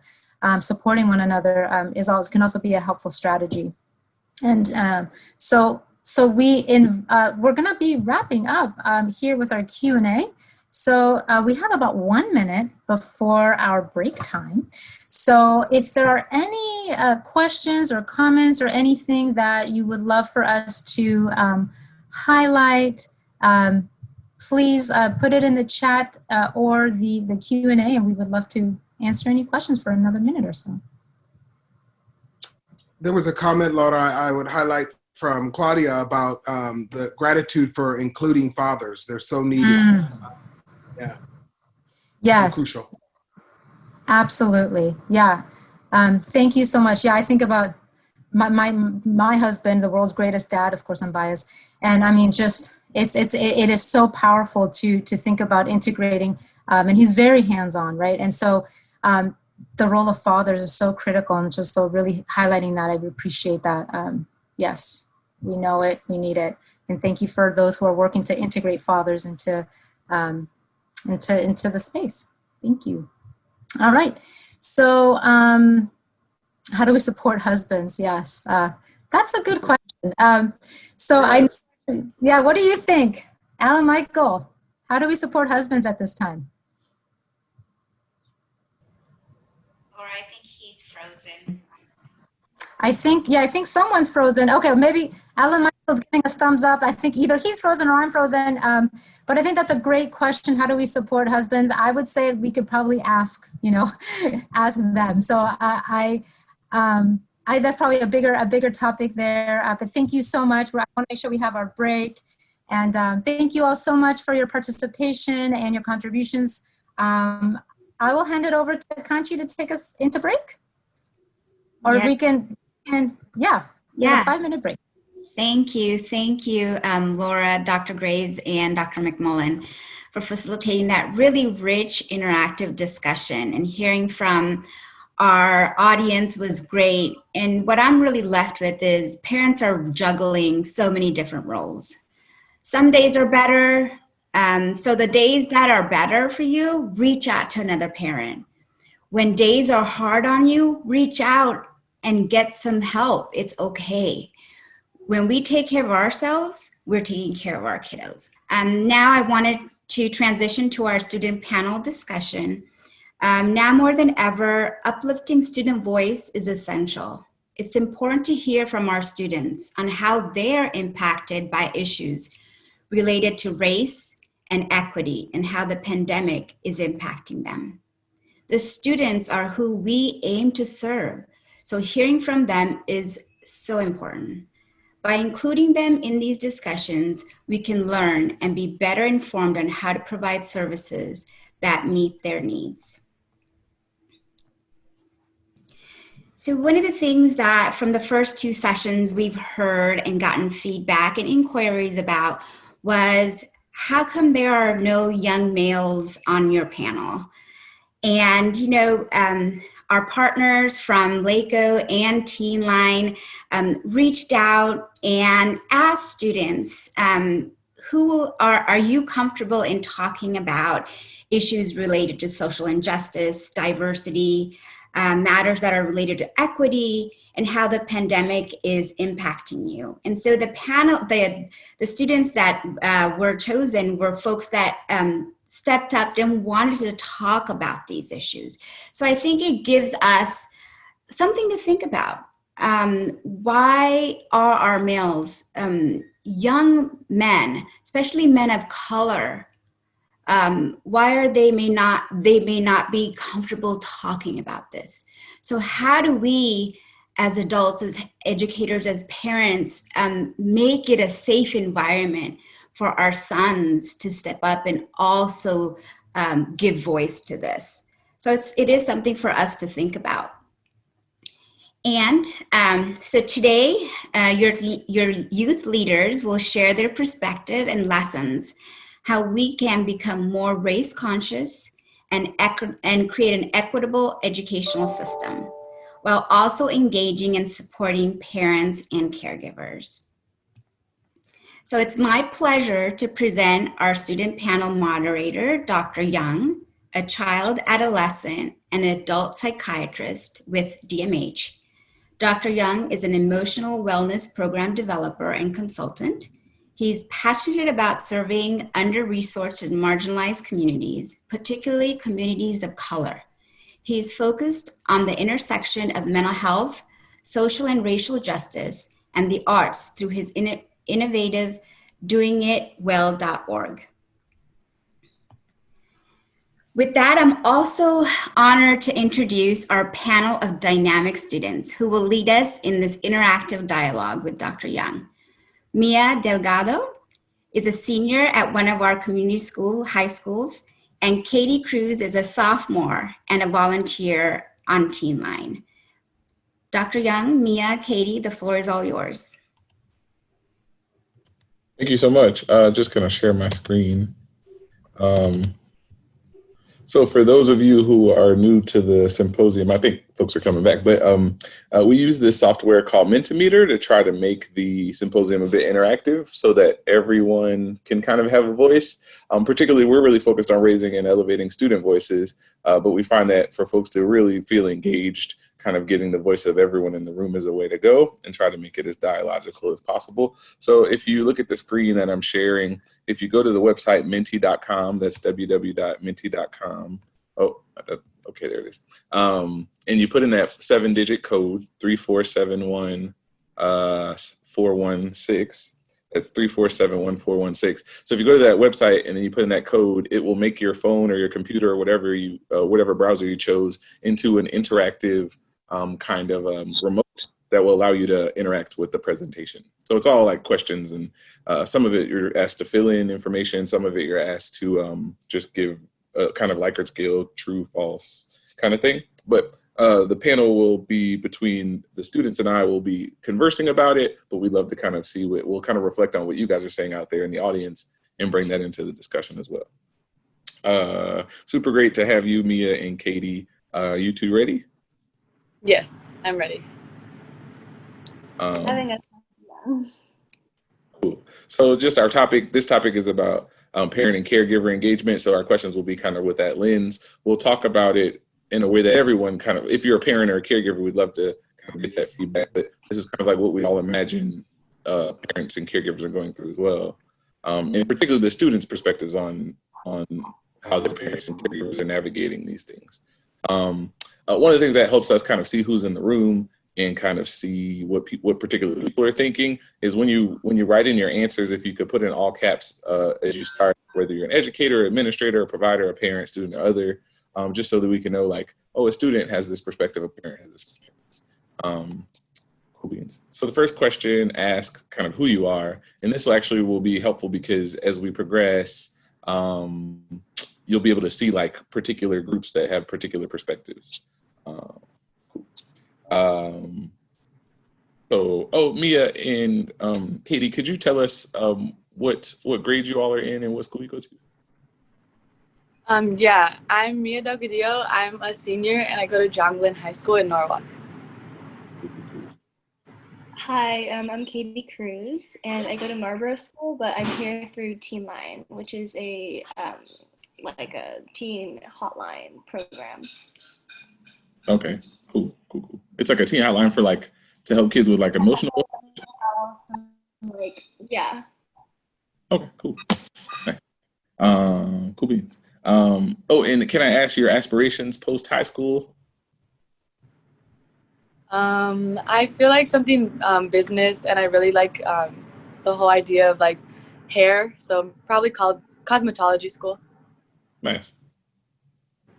I honestly have no idea. I'm a sophomore, but and I love a lot of things, so it's really hard for me to try to choose one path to focus on. Law school has been a thing that I've been thinking about for a long time, but as I get older, I becoming more aware that there's like so many possibilities like for careers now, so I don't have to like choose one that's kind of been done a lot by people in my family and whatever. So I'm excited to see what's out there. Yeah, cool. And for those folks who are just logging in, menti.com, 7-digit code up there. We'll move forward. So today, just ask everybody how they're feeling. Be honest. Let us know how you're feeling out there. But I'll start with Katie. How are you feeling today? Sorry, did you say me? Yeah, because Mia Yeah. was first. I'm pretty good. A little nervous, honestly, but I would say overall pretty excited. Mia, how you doing? Yeah, me, I'm just, obviously a little nervous because I have seen a few names in the panelists that I do recognize, but I mean, honestly, I'm just happy to be here and able to give my views on the different topics that we'll become conversating about. Cool. Yeah, and yeah, I'm really honored and glad to have you guys. I think there's a saying, and we talk about this, the folks who put this together from the school mental health thing. There should be nothing for us without us, and so I think that's really important. As these things involve you, this is you and your education, and your families, and your parents, and your teachers. What you have to say and your perspectives are just as important as anybody else's. And so I think also there's it's kind of like a muscle. The more you exercise giving your perspective and kind of thinking about what you think. And a part of thinking is kind of talking about it and processing through it. So yeah, I commend you both for being here. And nothing to be nervous about, just shoot from your heart. Don't insult anybody. If you have to say something about a bad teacher, probably just don't say the school or the subject. I think would be. Well, all right. But most of the folks out here, a lot of people are feeling tired, overwhelmed, stressed, tough times. There's some people happy, eager to learn, and thankful. Thank you guys out there for participating as well. So this is our first question that's kind of on the topic.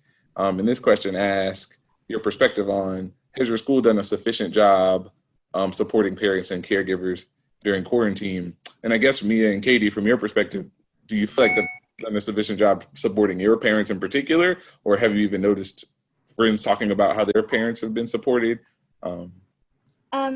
Well, I think that my situation might be a little bit unique in that I do go to a private school, and I think that the school does assume to a large level that all parents don't need any support.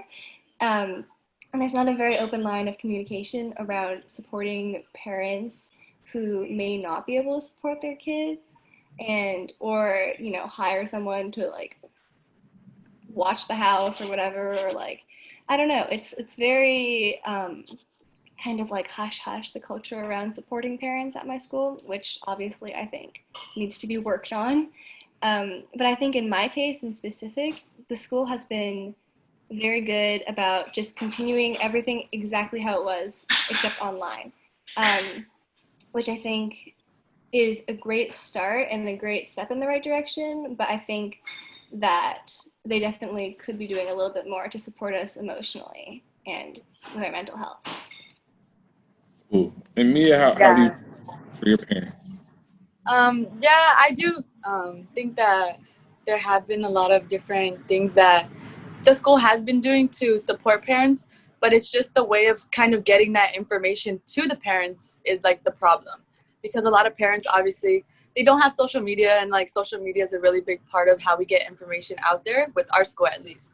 So I feel like there might be a little bit more room to grow in the area of how the information is delivered. Yeah. Okay, cool. I think we're going to ask those questions like, what have they done, and maybe what do you think they could do for it going forward? Just out in the symposium world, a lot of people agree. There's some people, most people are neutral. There's some disagrees, some strongly disagrees, and a few strongly agrees. I think it's interesting. I'm sure as you talk about different schools and different levels of resources and different situations, there's so many things that make these things very different. Different, administrators. But this will give everyone a chance to kind of say, kind of as we'll talk more about what we think could be helpful. This question asks, what do you imagine are the particular stressors that parents and caregivers face while trying to ensure the education of their children, particularly during quarantine, and I think particularly from a lens of just being people of color? What are the from your perspective, ladies, what are the stressors that you think parents are facing? I think it definitely has to do with whether your parent is working, if they're not working, if they have younger kids, if they have older kids, because with younger kids, it can be a little bit more hands-on to where they have to help a little more with them getting onto the Zooms and like getting into their classes, doing their work. Like they are younger and they are getting used to like the whole school thing. But with older kids, they can kind of be that hands-on person and just do their work themselves, get through it, all that stuff. So definitely parents with younger kids, I feel, have been stressing more because they do have to be there with the child like all day. They have to make sure that the child is getting into their classes. So that could be like one stressor, I feel like. Yeah, I totally agree. I can't even imagine the amount of stress that a parent has to face on the daily, especially if they're working like a full like 9 to 5 job, trying to get their young child to school on Zoom. It's difficult even for me, and I'm like part of this generation. And I think that especially if the parents have some sort of language barrier or they don't really understand the technology, which is very common. And I think that that in itself, especially with young kids, it's very, very, very difficult situation for a lot of cases. May I ask you a question, and this is personal, you don't have to answer if you're not comfortable. Were there any particular stresses that your own parents mentioned in this process that have been frustrating or? With my parent, I do have a younger brother, and my younger brother, he does struggle in school. So he isn't like too young. He is in 8th grade, but he does need like that constant like checking of his grades. Like my mom's always like stressing whether his grades are gonna like be coming up, if they're gonna drop, you know, things like that. And she's recently got his Power School password, so she can kind of check that and like really be updated on that. So that's been something that stressed her out because she doesn't want him to fail, but she also doesn't want to give him like too much help to where he won't be able to do things on his own later on. Right. Yeah, thank you for sharing that. Kay, did you have anything? Yeah. Again, no pressure. It's personal. Oh yeah, no, it's no problem. I think that overall I've had a very lucky situation being in a house that has great Wi-Fi and like quiet space for me to work. So I'm very grateful for that. I would think that the one thing that is a little stressful for my parents is they both work full time. So it's basically just me and my sister in the house every day, both of us doing school. And yeah, they can be a little bit stressed and feel like a little out of control because they don't really know what's going on. And it can be a lot to kind of just have to like really let go and just let us handle our own stuff. Right. Especially since I've had like trouble in years past sometimes with my organization. So they are worried, but doing fine, stepping back. Yeah, yeah, those are all great points. And things I've heard. You know, I'm a child psychiatrist, so I work with lots of patients who are students who have many of the struggles you guys talked about. Some of the things I saw from the audience were things around like, you know, this pandemic has made people have to lose their jobs or made people go to their jobs with new types of stress. If you're an essential worker, you're like, you know, in the thick of things, like with people, you know, I guess you're vulnerable in a sense, you're more exposed. And so particular people come with that stress. And so how do you manage if one, losing your job, so the financial stress of that, or keeping a job that may put you in a bit of a vulnerable position, like worried about bringing it to your family, worried about bringing it to your friends and those types of things. And then have on top of that to make sure your kids are doing their thing. And I think, you know, Katie, you'd stated your parents work. So like the notion of like, when you're at school, you have a teacher to be kind of on you and make sure you're focused and that kind of thing. It takes a lot of like independence on the student's part. And I guess parents are sometimes concerned that maybe what if their kids aren't as independent as it takes to kind of get it done. I know so many parents who had to build up their technological savvy as well, particularly around understanding how to use the computer and like just like Mia had said about logging on to the particular types of things to understand, because the kids were kind of like, some kids were like saying that the computer didn't work or the programs didn't work, and like it really sometimes was just an issue where the kid you know was just trying to kind of get over and do that they could because of the technological gap. But I've also had families who talk about the technology, like, you know, some of these computers maybe aren't the most sophisticated or high-tech computers because, you know, finances are what they are, and lots of computers crashing or computers having to go back. Katie had talked about having good Wi-Fi. Like, you know, it's a privilege to have good Wi-Fi. There are lots of families who didn't have Wi-Fi at all, and so had to get hotspots, and hotspots didn't work. So there's just so many things where you're trying to balance all the things you were balancing before, and now you have to like kind of it's a whole new set of stressors. And I think particularly if you're talking from the lens of racial justice, there are particular things that under-resourced parents of color or parents of color in general have that kind of compound upon that. The chances of being this, the chances are higher that they might be essential workers. The chances are higher that they might have complications from COVID, due to all the kind of difficulties that come with kind of racial disparities. So yeah, it's a lot, but we'll talk about more of it. Thank you guys so much for out there in Symposium land for sharing, talking about tech support, which is probably one of the things I heard the most, navigating lots of roles. When someone mentioned working from home while also trying to help students, so even the parents who are gone, but the parents who are home still working and trying to manage things too. That's a good point. Stress, balancing life. So yeah, these are really good perspectives. And thank you, Katie and Mia. We'll move on to the next slide. This is a yes, no, or unknown question. As far as you know, have parents, caregivers been included by schools in discussions on how to best support parents and caregivers? So Mia and Katie, as far as you know, have your parents or parents that you know about been included in discussions on how they can be supported? Has there been an open connection, communication between the school and parents on for parents to kind of give a perspective on how they could best support them? I think the most that our parents have really been getting from our school is just voicemails that tell them oh, we're here for you if you need to. The counselors are always at school, so you can call the counselors to be able to get that that help and that stress out of your mind, be able to just talk to a person, But other than that, I haven't really seen too many maybe a Zoom call where it's just for parents to be able to actually physically be on there with other parents as well.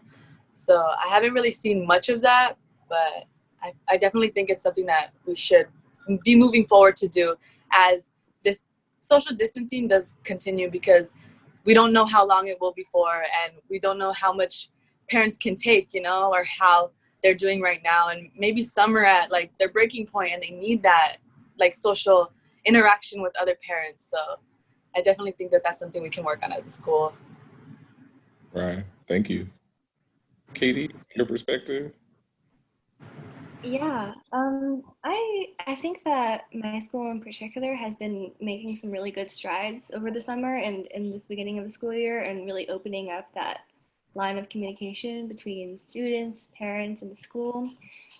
It started off being mostly about social justice issues. I don't know if you guys have heard about all the Instagram accounts that were Black at so-and-so, that really opened up those communication lines. And I know at my school that was huge, and the school in itself had to reevaluate how it really honesty and transparency and keeping that line of communication open between students, parents, and administration. So I think that my school is really making strides in the right direction in that, which makes me feel very comforted. Although I will say, like Mia, we've never really had any sort of Zoom meeting for parents just to kind of discuss among themselves, which I think would be helpful. I think that's a great idea, Mia.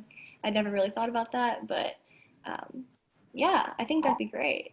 Maybe I'll bring it up to the administration. Yeah, so I think as we talk about elevating student voices, one of the cool things is administration's on this in the symposium. So they're out there, and hopefully they're listening. But yeah, I think that's a great idea too, Mia. Because it's I talk about this at the top of the presentation. There is something very powerful about elevating the voice of folks, particularly the voice of folks who are major stakeholders. And so often we've basically had people empowered dictating everything for everybody, who doesn't have as much power. And so I think what we need to see is more of the people kind of getting to share their voices. And so I think one thing is student voices being elevated, particularly things like social media help that happen. But parents are kind of sometimes lost in the sauce. And because of all the things we talked about before, all the stressors, all those things, that makes it harder. So I think schools have to be that much more intentional about making sure that they connect with parents. And yeah, I think a direct connection of having a conversation, Zoom types of conversations or that kind of thing could make it easy. And maybe something that even when we hopefully go back into the schools makes it easier for those parents who do have hard work schedules and can't always come in to be able to kind of connect. So hopefully there are things we could take from this that we could continue to kind of use going forward to elevate more and more voices, right? Getting people in the room that might have not been able to be in the room before. But yeah, thank you guys for those perspectives. And Also, there was a question in the chat that oh, Cynthia had please. asked, like about what I said about my counselors, that they are at school, but they are there from like a certain time to like a certain time. So I believe the time is like 8 to 2 o'clock that they're there. So I'm not really too sure about that time, but I know my mom has called a few times to just like I said, she got my little brother's like power school, or she's getting like my like little updates on like what the school has been doing to like give more support to like different like the students, teachers, and parents. So they are pretty much like really good on answering the phones at my school. So that's what I Cool. And do you feel like your parents feel it? Like your parents feel like it's good? It's good? Like they feel like that amount of communication? Yeah, my mom, like in the past few weeks, has definitely felt a little more comfortable. Like in the beginning, she was a little scared at first on how our grades would be, like how we do, like getting up in the morning, like on our own, kind of, because she does have her own things she has to worry about, and just different things like that. You know, parents they have a lot going on, so they can't really be honest 24/7, but they do their best. Right. That's cool. Well, someone asked a question in the chat, and I'm going to ask it again. This is a personal question. You don't have to answer if you're not comfortable. Yeah.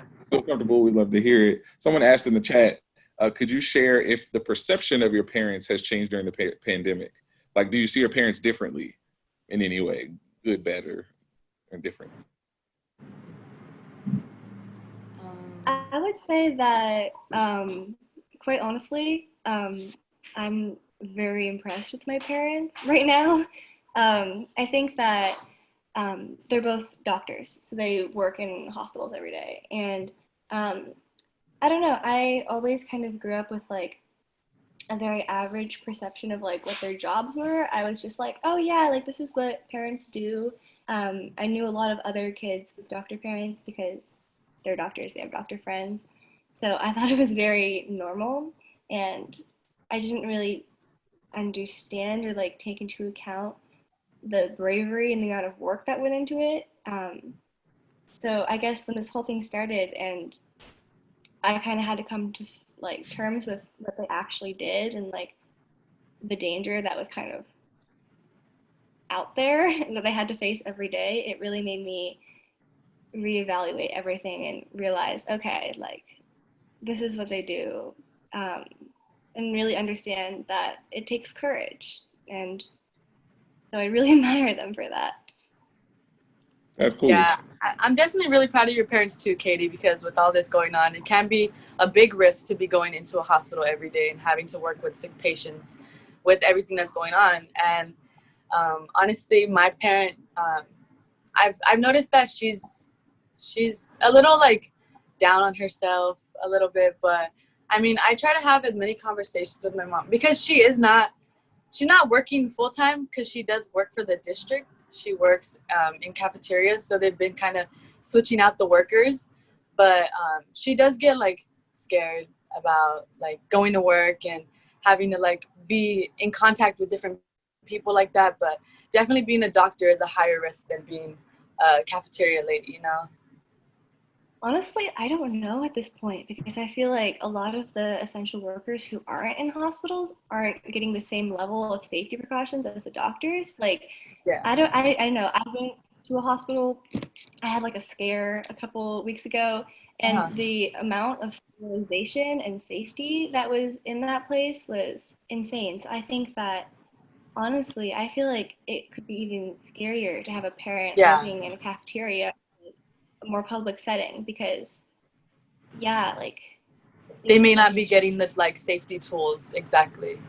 I totally understand you. Yeah, because with being in a hospital, you are getting that like very like firm and like going safety. Like there are many different precautions that they take better at hospitals than they would other places because there aren't many sick people going to those places. And yeah, I definitely understand that. Yeah, I think what you guys highlight, well, it happens that both of your parents are essential workers, right? They're just different types of essential workers. And I think the bravery that Katie's parents have is very similar to the bravery that Mia's mom has. They're all doing things that we need to function in society and they're putting themselves at risk. And I think, yeah, it's a great point that you both raised, the notion that folks who maybe don't have as a, quote unquote prestigious a job, or those folks sometimes get pushed to the margins. And that's kind of what this whole conversation is about. How do you value everyone's life equally? How do you value everyone's job equally? Because they all give something to us, right? We can't function without either of those people. And so this notion of I think that's part of the conversation is how do you make sure people at the margins are also treated like full human beings who get full protections and good, I think it's interesting because it sounds like you said your mom works for the district, this notion of there are people who have many hats in this whole equation, whether they work for the schools or they have kids who go to the schools. There's so many things, and so there's so many things to kind of carry, right? There's so many hats to wear, and you think sometimes those things just add more stress. But I think that's why we're having these conversations. That's why we're glad that you guys can share those perspectives, because hopefully those administrators out there are thinking about, well, what about the kids who have parents who work for us who also maybe don't feel a particular type of way? What about the notion of making sure that parents, one of the things that maybe parents need support with is emotional support too, because this stuff's scary and stressful and right. So it's not just about, making sure folks have hotspots and Wi-Fi, but folks need support emotionally too. I think it's it's definitely a scary thing on multiple levels. But thank you guys so much for sharing and your vulnerability, and I appreciate it. And again, if anything is too personal, you don't have to share it. I want to make that clear. But thank you; those were both amazing. And let me say thank you to both all of your parents for being essential workers and doing the things that help us all keep getting by, and the bravery that takes.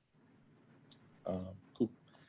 So the next question, what has your school done to support parents and caregivers during quarantine? So we kind of talked about this, but you guys had said there were some calls, or the notion Mia had said that you could call the counselors and that kind of thing. Are there any particular things that stand out that we didn't talk about that your schools have done? Someone said not much. That's funny. Yeah, are there any things that your schools have done other than the things that you had mentioned to be supportive? I did just think about it, and I'm thinking about the difference between how the school has responded before summer, in the very first weeks of quarantine, versus now that they've kind of thought about it and gone over it. And I'm thinking that they have gotten a lot better, I think, comparably, comparing the two experiences so far. I think that at the beginning, they were very, very strict about keep your camera on, go to class, make sure that you're always there. And I think they weren't really taking into account that sometimes that just is not possible. There's stuff happening in our homes around us that is just that they weren't really taking into account. But I think after the summer, they have kind of slacked back on some of those really, really harsh rules now. Oh, you can keep your camera off and we won't ask questions. And I think that that's really important because some of us we don't have, stable home environments in our background.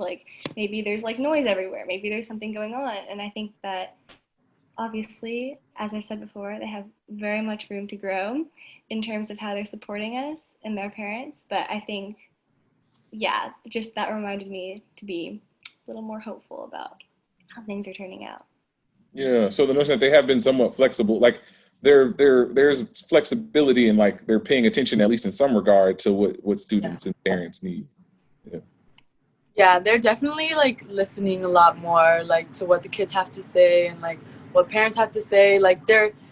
The administration at our school is really taking into account everybody's feelings at this time. But as I'm seeing in the chat and things like that, my school has provided a few surveys to just kind of put out there. Obviously the parents don't have to put their name on it, they don't have to say who they are, but just little surveys to say how are you doing, how are your kids doing, how is this going, do you think you need more emotional stress, do you think that you need more emotional help, is what I mean to say. Things like that I feel are the only things that my parents have been getting. Yeah. Okay. Well, yeah. Thank you guys both for those perspectives. Yeah, you called it out. A bunch of people have said surveys. Folks talking about opening up a food pantry, which sounds awesome. A lot of people have said that they provided the Chromebooks and the iPads and the hotspots, which is great. I know that Katie had mentioned the difference between the last semester and last school year and this school year, definitely a big difference. Cause like, I know there were kids who didn't have Wi-Fi or access, and like that wasn't something they could get easily. And even though a lot of the cable companies were saying they could give like low cost or whatever, one of my patients, she didn't get hers for like 3 months. I was like, oh, you know, what do you do with that? But it is cool. I think schools, it seems like all the schools are doing something, but I guess the question is, are they doing enough? And I think there's some who don't agree. I think the next question to ask, well, what would you, how would schools support parents and caregivers regarding their kids' education? So what would you like to see? Like we talked about what we've seen and maybe ways that they haven't measured up. What do we need? What do we need that we haven't gotten? What do you think they could do better? Definitely like what we were talking about. Oh, go ahead, Katie, go ahead. Oh, no, you can go first, Mia. Okay. Well, definitely like we were talking about earlier, and like Katie did agree with me about the Zoom meetings being helpful. Like if parents were given their own Zoom meeting to be able to go into like whenever they have problems, like because it is very different like from our student problems. Like student problems are not the same as parent problems. Like parents have bills they have to pay, obviously, and losing your job could be a stressor in like paying your bills, you know, like maybe you're getting behind on things, maybe you don't have enough money to pay certain things, so you have to kind of prioritize now and like what you're paying for. But definitely those Zoom meetings would be very helpful if any administration is listening, like to just kind of give those platforms out to parents so that they're able to talk to other parents to kind of help each other out and relate on certain stressors that have been occurring in their life. Yes. Yeah, I 100% agree with that. Oh my gosh. I think that as much as I would really like to speak to this and really understand exactly what parents need right now, I'm not a parent, I'm a student, so I can only speak to like what I think would be helpful for my parents specifically or just hypothetical parents. But I think for my situation specifically, and for kind of what I've observed among caretakers and parents around me, is that I think that the mental health of parents specifically also needs to be addressed, because I think there's a lot of support for kids right now and teens, especially in my situation. You know, there's like Zoom yoga links and like, you know, mental health resources for teens and, you know, outreach groups and counselors, but it's really difficult for parents too. Like, it's not like only the kids are the ones that are isolated and alone and scared and don't know what's going on. I feel like it's everybody. So, and I know it's not directly the school's responsibility to support the mental health of their parents, but if the school has the resources, has the time, I think that that would be really helpful to reach out to the parents. I've seen some of these comments being like, social emotional support for parents, peer groups, some sort of group pseudotherapy situation going on. And on that realm, I think a lot of parents are really stressed out right now about their kids and the education that they're receiving, rightly so, because it's not normal. And a lot of parents are thinking, oh my gosh, is my kid still going to get into college? Is my kid going to have all of the support and education that they usually would get? So I think that some sort of ability for parents to have a more direct line into students' school lives. I know that's not necessarily a possibility for all parents, but I think that it would really ease the stress of a lot of parents to have, like, to see the assignments, to see the due dates, to see when the tests are, how the kid is doing, and just really understand how best to support their kids, because I truly believe that's what most parents want to do. Yeah, thank you both for those perspectives. Some of the things I saw in the chat, which some of you guys had already highlighted, but I just want to highlight. Someone had said making sure that parents know all the things that are available. This person here, that the LA Department of Health has supportive services, and to know what's out there. I think there are so many things that exist in the world that could be helpful that people just aren't privy to. Someone had said, I thought was also important. Oh, this is it. So that we had tried support groups in the past, had difficulty with attendance. Maybe Zoom will be a better way to facilitate that. We should definitely try. And that speaks to Mia's point. Like, Zoom is a way that you could, it kind of, in some ways, could even the playing field in terms of like if a parent's too busy or has other responsibilities, they can't go in person, but now they can just jump on their phone or on the computer. So hopefully this is something that we take into the future. But yeah, I definitely think we should try more to do more things that maybe, because it's this notion of like, oh, I know that these things don't work with this particular group, but now we have a whole new kind of capacity in trying to retry everything to see if we could get it to work. And how do you make it as appealing to parents as possible so that they could kind of, get through it? And also I think me or Katie had made the statement of like, is it school's responsibility to support parents in these particular ways? And I think it is, right? If your responsibility is to make sure that the kids learn and grow and their parents are a part of that process, then yeah, I think so. Particularly as we talk about from this lens of social justice, of racial justice, like particularly in LA County, there are lots of folks, particularly folks of color who are, again, are at the margins of things, and they deserve, I think, to have, a kind of enhanced, equitable type of outreach. As I think if the systems have been biased and have all these disparities that exist, then those same systems those people deserve for those same systems to step it up in terms of making those disparities better. Someone had said something else that was really interesting. This one, open discussion forum, not talking to parents, but listening to parents. I feel like there's been a focus on here's the info we have and what we're doing, but not a lot of open forum with what do you need? What was this helpful? Was this not helpful? I think that was a great, for whoever said that, kudos, that was really powerful.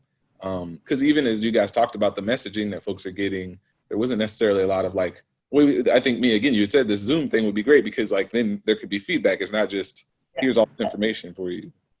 Yeah, cool. Did you guys definitely, I feel like with parents, they need to talk to other parents at this time because those are the people that they're going to relate to most. So definitely if those Zooms were like given or like able to maybe not even have them like once a day, like maybe have them like twice a day so that parents that can't make the first one will make the second one, or parents that can't make the second one will make the first one. Like just things like that will be very helpful to parents. Yeah, those are all great ideas, Mia. You should do this professionally. You should become a consultant to great idea. Cool. So yeah, that was great ideas. And thank you guys out there in Symposium Land. All these were really great ideas too. Hopefully, I think they're recording this or something. I feel like we should somehow grab this and let the administration folks kind of pour over it a bit. I think that they did share with us. They have like all the sessions recorded. So like 1, 2, and 3 are all recorded. So pretty sure that they could definitely get those out there to parents so that they can hear these conversations that we've been having. Cool. Thank you, Mia. Cool. So also, the point whoever said please. One comment that was like we should just like listen to the parents right now, and like sometimes I think a lot of what I'm struggling with is like I feel like I'm having a difficult time speaking for parents because I'm not a parent, and I think that the issue right now is about parents, and I think that all of us, as much if we're not parents, then we're not going to fully understand the needs of them and fully understand what they need and what would fully make them feel less stressed out. We're just like, being hypothetical and trying to guess and understand. So giving parents a platform to like express what they actually need, I think would be the easiest way for schools to address that, because otherwise the school is just kind of floundering and trying to guess what the parents need in the first place. It would be the easiest way to address exactly what the parents need and not have to do extra stuff that isn't really helpful. Right. I think that a great way to do that would be Zoom, because it's one of the easiest ways to make something really accessible to parents, because I know that like PTA meetings and whatever is not something that people can usually do if you're working a job or if you have other things going on in your life. But Zoom gives people an opportunity to kind of just step in, say their piece, and get out, and then go work on their job or work on their life, or whatever. So, any administrators out there, I bet it would be really great to set up some sort of meeting where your parents could talk to you and just sit back, listen, absorb all that information, and try to make it into an actionable item list. Yeah. And it's funny, I think sometimes even when you talk about sending out surveys or sending out, like if they're only a particular group of parents that have good email access or who check their email in a particular way. Like that would be the only perspectives from parents you're getting. So there'd be a whole group of parents, particularly those parents at the margins who don't get to give their voice, right? So like something like a Zoom, if everyone could get on it, if everyone was accessible, if like Mia said, you could make it multiple times, you basically get more voices in the room. Because even a survey, like even surveys, regardless of like background, people don't always fill those things out anyway. But the notion of like how does the school, like, I think that is what equity looks like in action. I am figuring out ways that make it easier for the people who need the engagement to engage. And it is, I think, on the powers that be to figure that out, right? Like, it's not just like, well, if parents just answered the surveys, but like, there are particular things that get in the way of answering surveys. So what are you going to do next? And so I think that's really a powerful point. This next question just asks, schools support of students of color from a racial justice lens should also include supporting their parents and caregivers. I biasly said this earlier, so you don't, but luckily there are people, there's one person who disagreed completely and most people agree, most people strongly agree. I like one of the reasons I love the Mentimeter thing is because people can give opinions that may not be the most popular, but feel free to voice it because it's anonymous, so that's great. So yeah, I would love to hear what the person who disagreed, like why they disagree, just to explore what that could be about. But yeah, I think I do understand that some people think, well, school should be for students and it's their job to teach, like nothing else. I don't think that's necessarily the case, particularly when you're talking about equity. I think part of racial justice is about there have been systemic oppression, systemic ways that particular groups are favored. And so to make things equitable, right, like to make things equal again, you have to give more, pour in. Those people have gotten less. So now you need to pour into them more to get them kind of on the same playing field. And that's kind of how you get racial justice, right? So this notion that yes, every chance you get to use a system to improve the lives of the people who have been kind of oppressed, mistreated, not given the same type of respect or value or resources, I think that you have to step it up. But yeah, for the people who strongly disagree, if you want to chat in and give your perspectives, feel free. For the people who strongly agree, you also feel free to chat in and give your perspectives too. Katie and Mia, do you guys have a perspective on this? The next question will be what that should look like. But if you guys want to say anything. Yeah, I think I'd be on the strongly agree side of this because, like you said earlier, parents are they're on our path of so students aren't just the only people that need to be worried about. Parents also are within our environment, and they're helping us with our education as well. So they should be getting that support as well. Like, we shouldn't just be the only ones getting that support. Like, parents should as well. Yeah, thank you. I think that above everything else, racial trauma is inherited because whatever we're going through in our lives right now that has to do with racial injustice, our parents have experienced. This is in the case of biological parents.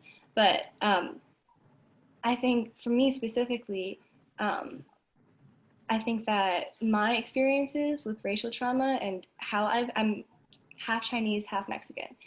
So my parents are both immigrants, and the amount of the segregation and the racial trauma that they experienced in their lifetimes has bled into my own, So I think that to deal with only my racial trauma and what I've experienced is to ignore this entire generational background that influences me and my daily life. It's impossible to separate my experience as a brown person in this country from theirs.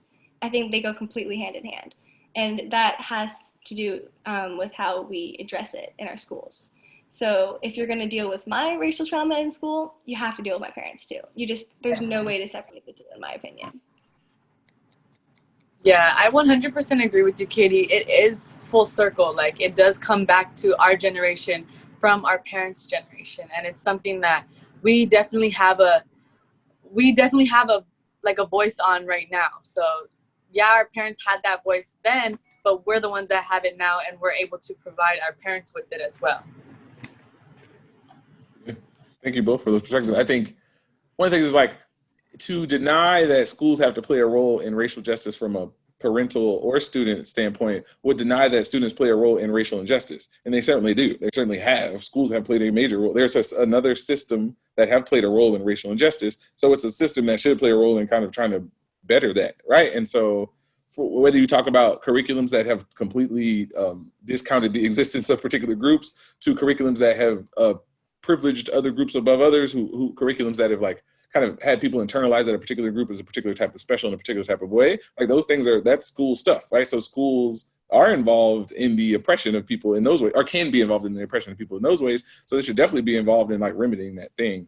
And so I think as we talk about like racial justice from a school standpoint, why not? Why wouldn't parents be involved, or why shouldn't parents be involved? And someone had mentioned something about resources going to, I agree, at the same time, resources should be provided to parents so that providers, not schools, can be assessed by parents for support. School funding is designed for student learning and support. I think that if you want students to get the best type of learning, you have to kind of help support or make sure that all the things around those students is also supported, right? So like if there are particular types of injustice that lead to particular types of outcomes for parents, and those things aren't being addressed, those parents don't have a place to address those things, then that will certainly affect the kid. And there are things that are directly related to school. It's not just like, oh, well, the school should be responsible for making sure parents can pay their light bills and water bills. Now I'm even talking about that, although it would be a great place to get a captive audience to do it. But I'm saying there are things that are directly related to the educational system in which parents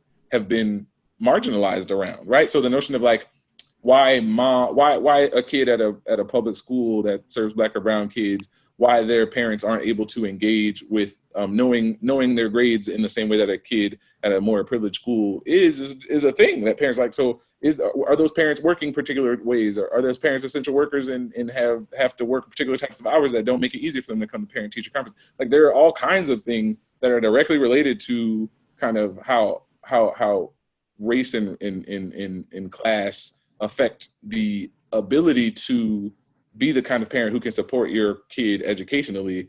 And it's not like they're quote unquote bad parents. They're just, because of this injustice, oppression, because of all kinds of things are hard, things are different. And so you have to figure out ways to engage those people too. So again, I go back to that thing, like if only 25 parents from this school are filling out the survey and that's the only people whose perspectives we get, that's not good enough. You need a bigger, so we got to figure out how are we going to get more parents engaged. People were saying parent engagement as though it's like just on the parents that they're not engaged. I'm sure there are all kinds of factors that go into it, many of which do involve racism and classism and those types of things. So we got to figure it out. I think that's what racial justice is. Like, how do you figure it out? But I'm talking way too much. Did you guys have anything you wanted to share before we moved on? I think we got 1 or 2 minutes left. Yeah, kind of in addition to what you were saying, like it does vary within like the situation you are in, like whether you're in a more privileged situation or you're in a more low income situation. Like things just do vary from like the situation you're in specifically. And it's not that like parents who do have that bigger privilege, it's not that they don't care. Maybe they just have more of like a work background that they have to attend to more than like the school environment that they have to tend to their child. But maybe with parents that are more low income, they do have a little bit more time on their hands, like to be able to make those connections with their kids and their schools. Yeah, no, that's perfect. Someone even mentioned like language barriers as a thing. Like there are cultural barriers. That's a big thing. Yeah. I think one of the things about I think one of the problems with the system in America, there is, you talk about terms like white supremacy, you talk about terms like elitism and classism and those types of things. There is a standard in all of our minds. We sometimes think that there's a standard that like, this is the only way to be excellent, and anything outside that realm doesn't count. And so we're trying to get Black and brown people, poor people to push into this standard of excellence. But that's not true. There are a million ways to be excellent. We have to kind of expand what that looks like. And so I think part of racial justice also looks like dismantling these ideas around white supremacy, male supremacy, homophobia, all these types of things that kind of go into why we get really rigid and why we get really upset and frustrated when people don't do a thing that looks like the way we envision it should look like. But all that stuff matters, and I think all that stuff is important in terms of how you engage students of color, how you engage students who are marginalized, but also how you engage their parents, or even the notion of knowing that it's important to engage their parents. Because Katie, I mean, maybe you could talk about this. but I know, as a person who also went to private school when I was younger and then went to public school as I got to middle school, high school, I know good and well there are so many resources put into how parents are engaged when I was at my private school that were not put into how parents were engaged when I went to public school. And so that's a problem, right? Like parents were super important voice at the private school I went to, there was, a school that cost a bit of money. And then when I got to public school, my mom was out the loop, and the only thing was like parent conference, which happened once a quarter. And then again, like if she had to work, what's she gonna do? So like clearly we know that it is important to do it. It's just like who gets the benefit and who doesn't. I 100% agree with that. I went to LUSD schools until 7th grade. So I've definitely experienced both situations. I remember it so specifically when I entered into my private school, the culture shock that came with being in a place where all of the parents knew exactly what was going on. Like my mom was like, why do all these parents care so much about what is happening with their child? Like, how is this possible? Like, what is this world? And I came from a public school that parents obviously cared, and it was a lot of people really cared about their children, and it was great education. But I think just the level of kind of helicopter parenting that's at private schools and public schools is it's impossible to describe unless you've experienced both things and you just see how stark the difference is. And I don't say helicopter parenting as a bad thing, because I think that really intense parent involvement just guarantees that kids are gonna stay on track, because there's so many factors in this world that keep us from doing our jobs as students and doing our jobs as parents. It's difficult, it's not easy. And not being able to 100% monitor your child at all the time doesn't mean you're a bad parent. It just means that life is hard and that you might not have that time or that cultural mindset. Like I know that I personally didn't even know that was a thing that parents were supposed to do or thing that parents did before I came to private school.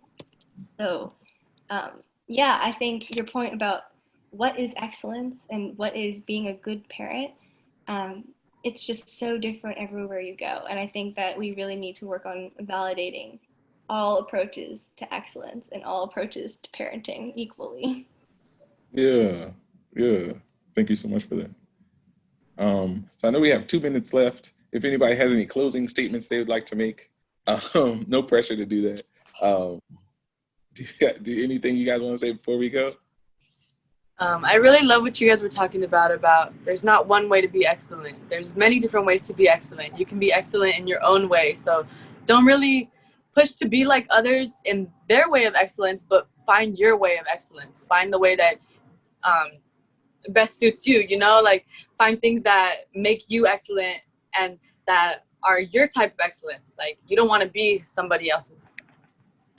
Yeah. And I think too often systems in power tell you that that's not true, that there's only one way to do it. You have to wear your pants, you have to wear a suit, and you have to wear, you can't talk like that. You can't read this newspaper. You can't read that art. You can't look at music videos. Like there's so many things that say you have to do it just like this. And if you don't do it like this, that's less than. And so that's part of all the, when we talk about racial justice, when we talk about social justice, this notion of like, how do you get better at recognizing the humanity of people? Not humanity if you meet this criteria, but people are human beings. So they meet the criteria because they're human beings, not because they talk a particular way or are from a particular neighborhood or have a particular amount of money or because they, particularly do a particular thing with how they educate their kids or make sure their kids are educated. I think it's interesting because all those factors, all those phobias and all those isms, we all internalize and we all have to do the work at like unlearning that stuff.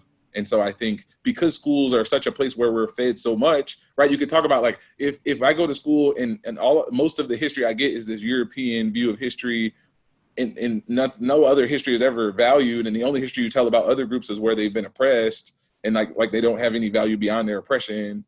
What am I going to think about? Like I'm learning that too. I'm internalizing that too. So I may start to like have all kinds of things about, and those things affect me. And I think that's what I mean when I say that systems have done a job at oppressing groups who are marginalized, and so systems have to do a job at undoing that, right? And so equity is something that is necessary and should be demanded, right? And not just equality, because now we're, I think the difference in equity is equality. Equity is like making sure that you put enough into folks who are marginalized to come up. If you do everything equal now and they're already this disparity, then it'll just kind of move like this, but equity helps it move like that, helps us all move up together. So yeah, I'm on a rant now, but thank you guys so much for this great discussion. I think that's the last slide.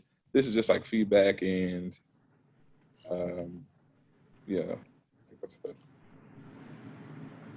but I think they have a survey for you, so you don't have to do that. People out there, Symposium night.